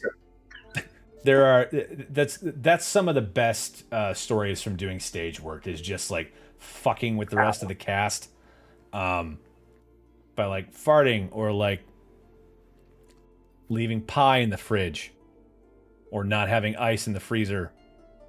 Look at you. Look at yourself. That was a reference to that, Tom. Oh God. Okay, so we have 10 minutes left. I want to do this before Tony has to go. Tony, plug whatever you want. Give us what you're working on, like what you've got coming up. What's happening? Like, where can we see you? Where can we find you? So on Instagram, my personal account is at Tony No, am I at Jose Tony Garcia? I don't know. I'm doing great. Hold on, let me look myself up. I guess Just use the. Oh God. I don't know how to do the thing. That's why I was gonna Where's put my- like the YouTube thing on there and everything. I thought you just had the practical actor now. Well, so my personal one is Jose Tony Garcia on Instagram, but then my like teaching account on Instagram is at the practical actor. That's where I go in and I share, tidbits from set, tidbits from the industry. I do a thing called Truth Talk Tuesdays, where I've done a bunch of videos with another really good actor friend of mine called Tim Hull. He's still back in Chicago, so like he sort of he keeps tabs on the Chicago market, and I'm now like sort of keeping tabs on the LA market. And we Truth Talk Tuesday, so we kind of just have discussions about different things, no filter, so to speak. But yeah, I mean, you can look Kind me of up like on this. I'm assuming. What's that? Kind of like this. Yes, but a significantly shorter version of this. This is much more involved. This is. I mean, this was 3 hours, and I mean, it was fun. I have to admit, I was scared. 100% confession. I was like, we're gonna do this for 3 hours. The hell? And I appreciate that, Eric, immensely. Eric's like, I'm here to keep shit in line. Yeah, That's just true. me. Eric Excellent. Frankhouse presents Eric's doubles like, as I'm here my to keep technical doing that, and I director appreciate you for doing that, because otherwise, for this he shit. and I would have just been talking about farts and fucking. I'm surprised we didn't spend like 45 minutes to an hour talking about God of War. Like, I'm surprised that didn't come up. That'll be next time. Next up. I'm fine with that. 100%. I'm absolutely fine with that. Ready? I'll have to bring the PlayStation in here and plug it into the 1, 2, 3, crew. So We'll explain it later. We'll explain it later. But you can look me up on IMDb, so you can see that He's not I'm a full of real shit. actor. I'm a real boy. I'm a real boy. I'm a real boy. Oh.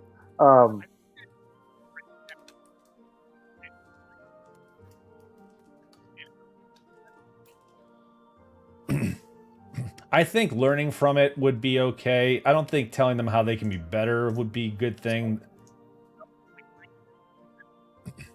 Actually, yeah, I've thought about doing a show about that. Here's the man himself on that's not it. That is not it. I cannot ban the broadcaster. Delete. What are you showing? What's happening? I'm being an idiot. Delete. Did it work? Right. It didn't work. It's okay. Whatever. IMDb, if you look me up, it's Jose Antonio Garcia the 6th. I am not the 6th in real life, but in IMDb world, I am the 6th, because apparently there are 5 other Jose Antonio Garcias before me. There we go. That's the one I meant to send. There it is. He does a lot of audio work, like sound design work and stuff. And I remember there was a brief period of time where I had the Avengers on my IMDb page as one of my credits, and my like star rating shot through the freaking stratosphere, because all of a sudden I was linked to the Avengers, and I even had friends messaging me being like, "Did you work on the Avengers?" And I was like, "No." And they're like, "It's on in your IMDb." I'm like, "What?" And I looked, and because he did sound for it, and somehow it got linked to my page instead of his. God. But Jose Antonio Garcia, if you write in parentheses Roman numeral 6. Yeah, it's the second link that I linked. Don't click the first one. I'm an idiot. There you go. Oh, that's what you're doing. Oh, you're like linking shit. All right, there you go. Yeah. So I don't know why yeah.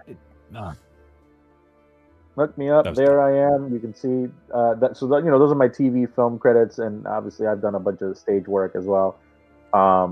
But yeah, we've been talking about Superstore. I just had a quick little episode on Superstore. It was episode 4, season 6, episode 4. I am the baby customer. That was a quick little thing there. But most recently, I had a fun episode in Utopia for Amazon. That was fun. I'm the nerd with the bunny ears. That was cool.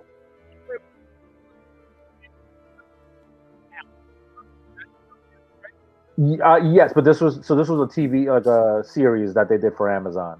Yeah. Yeah. It's, Yeah.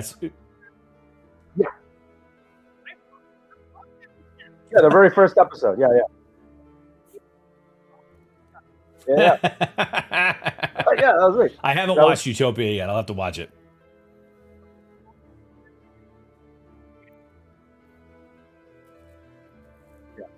Superstore is super quick, and I'm wearing a mask, so I had literally just buzzed my hair like a week before. I didn't have my luscious wavy locks. But right? Yeah. No, Utopia was super fun, super secretive. It was super hysterical. My favorite, because I know we have like 3 minutes.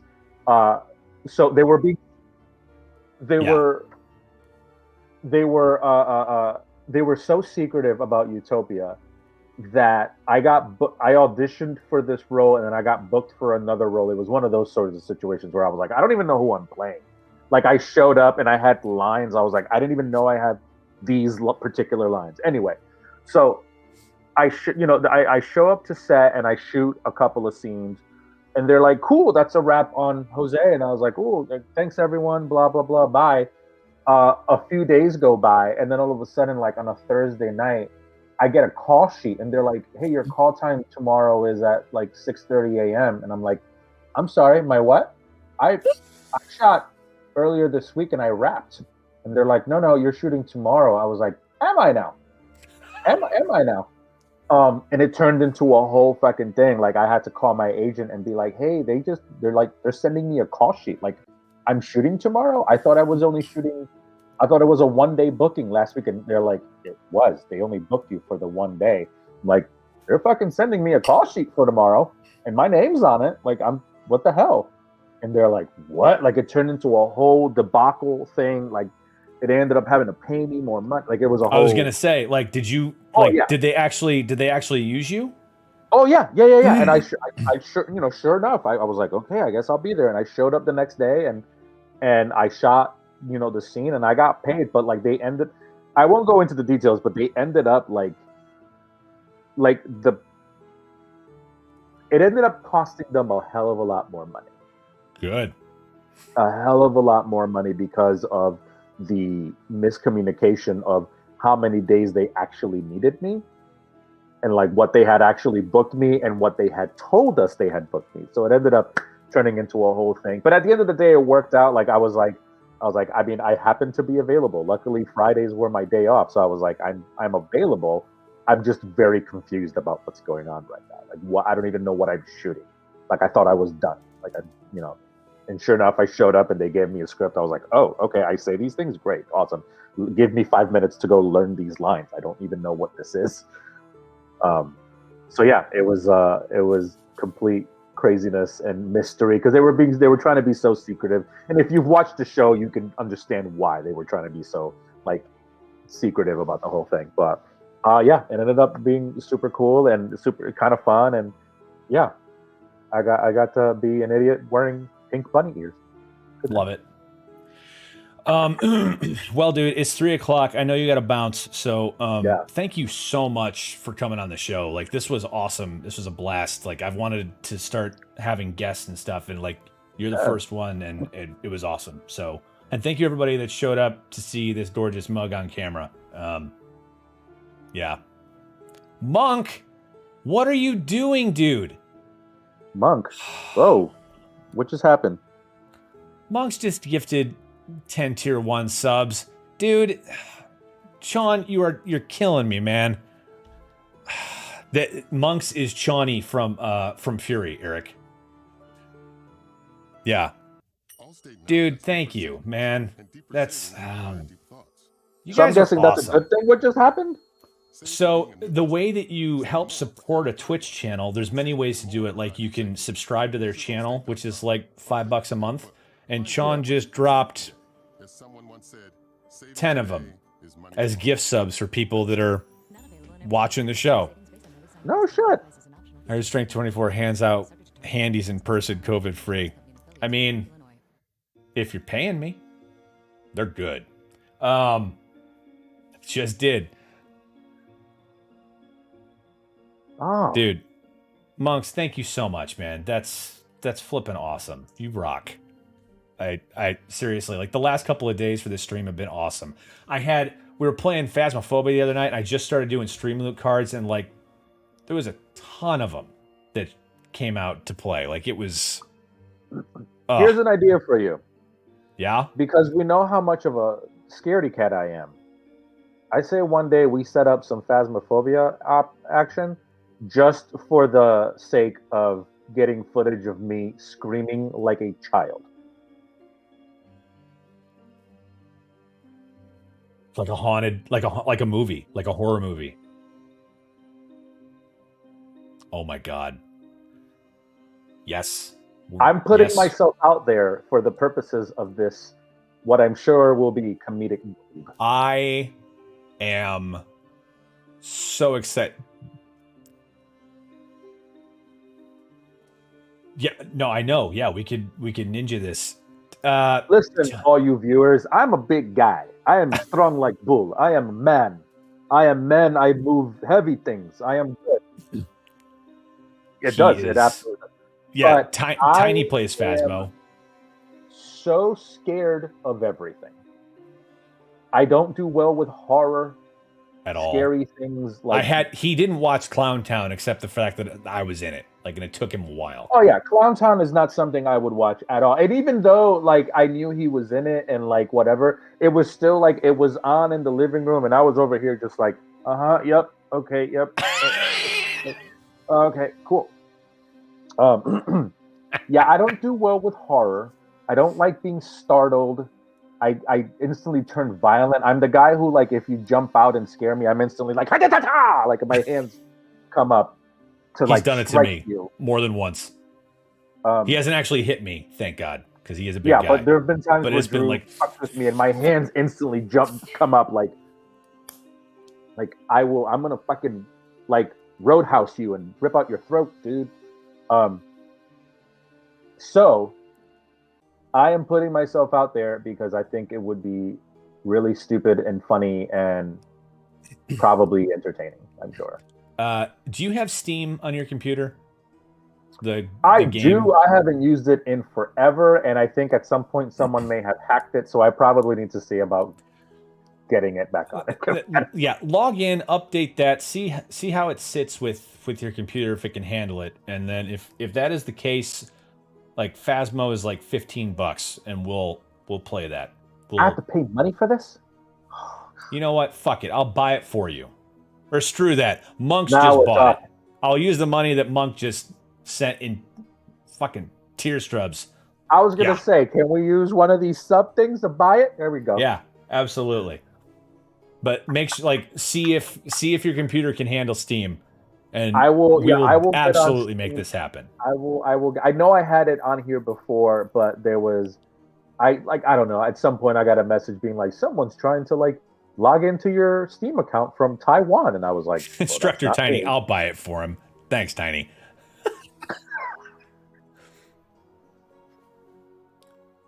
God. What is that one? Tony, how do you feel about corn mazes? Not a fan. Perfect. Yeah, we can play that. We can play that. Fuck that. Wait, you're going to put me in a fucking corn maze? No. It's made out of pine trees. It's not... Are there children in this corn maze? I don't like how long it took you to answer that question, Eric. You took a really big breath.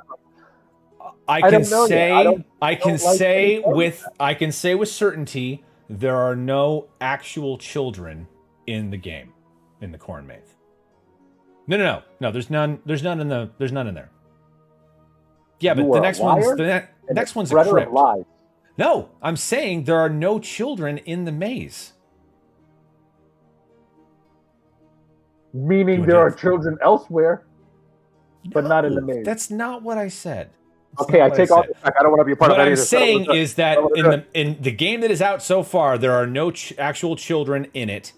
And the next one is a crypt. So if there's a kid in there, whatever. But that level's not out yet. It's going to be great. No, I don't like your calmness. I don't like... I'm always calm. I'm a very calm person, Tone. That's not... chicken. Chicken, always chicken. Yeah. Always chicken. I'll buy it for him. Big men stay together. Oh, hell no, not more mazes. Wait, what is this? Wait, what game is this? Tiny, have you not played Labyrinthine? You should check that out on Steam. You should go look at that. What's it I would called? say Labyrinthine? Labyrinthine, I think that's the name of it. Oh, Labyrinthine. Yeah, Labyrinthine. Labyrinthine. Yeah, it's a puzzle game. That's a lie. But it is a puzzle game. Then you said there's nothing horrible about it. You're a sociopath. I don't like either of course of you there's right nothing now. horrible. I don't like either of you right now. I think I'm going to poo myself tonight. Yeah. No, you should download that, Tiny. We should download that. I need to make some cards for that. All right. For that game. I'm leaving because I have to work in 40 minutes. Get out. I would like to go and get food or something. Go do it. Thank you again so much, dude, for coming on. I really, really appreciate it. Let's do this again. Just doing silly things. And yeah, good times. This was fun, man. This was fun. All right. Well, peace out, playa. Get out of here, and I will talk to you soon. Thank you to everyone who followed along, and we'll see you again soon. All right, gang. So that was awesome. Thank you again so much, Tony, for coming on. If you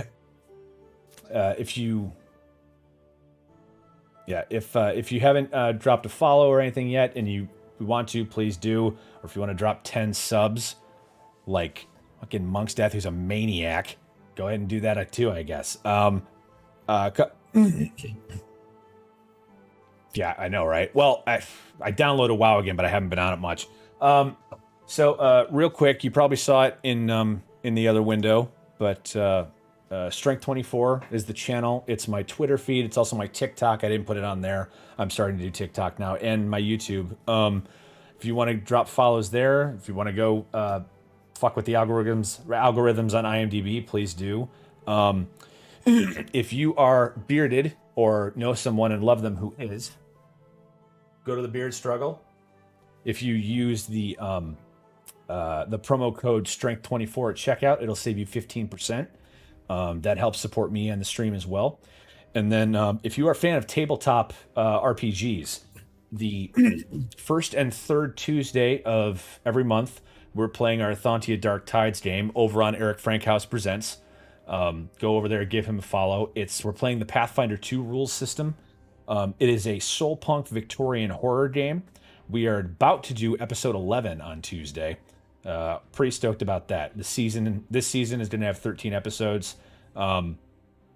Story's great. I still need to watch the rest of the side quest, Eric. I haven't gotten through. I only got through like half an hour last night. I'm going to go watch it after this.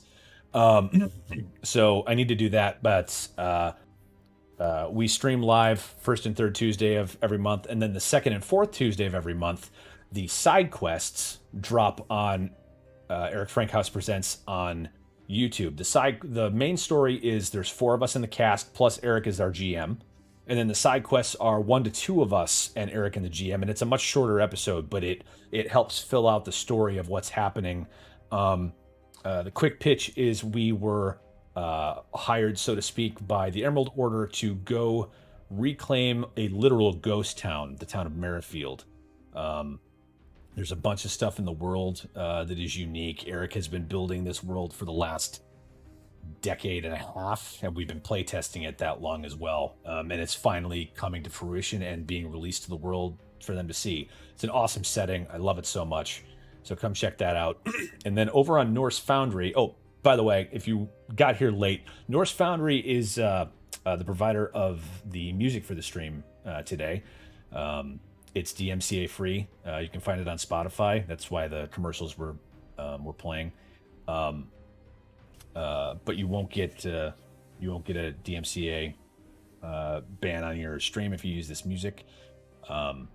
They mainly sell dice, but we're on their channel doing a Cyberpunk Red game. Cyberpunk Red is normally set in 2045, but we are playing in 2077, same time frame as the new video game that just came out. Craziness abound. I lost my hand the first episode. which would have looked like this if it was actually a right hand. They made an emote out of it because they're dicks, but you know, I'll take it because, you know, for the show.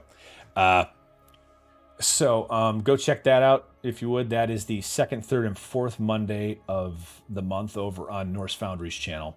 That's about a 2-hour show, but it's pretty awesome. And then the Wednesdays following those episodes, or I should say preceding, because the first Monday we're off. The Wednesdays preceding the episodes are Stream Sheets show where Eric is actually building the job that we have to go do on the show, and you can interact with all these shows through Stream Loot cards on both channels, on Norse Foundry's channel and on Eric Frankhouse Presents. And I should say the following Friday of our Merrifield of our Thontia Rising stream is the Merrifield show, where you actually build up the show that or the town that we have been reclaiming using Stream Loot cards. It is it's a way that we get to interact and play, or have the audience play with us in the game.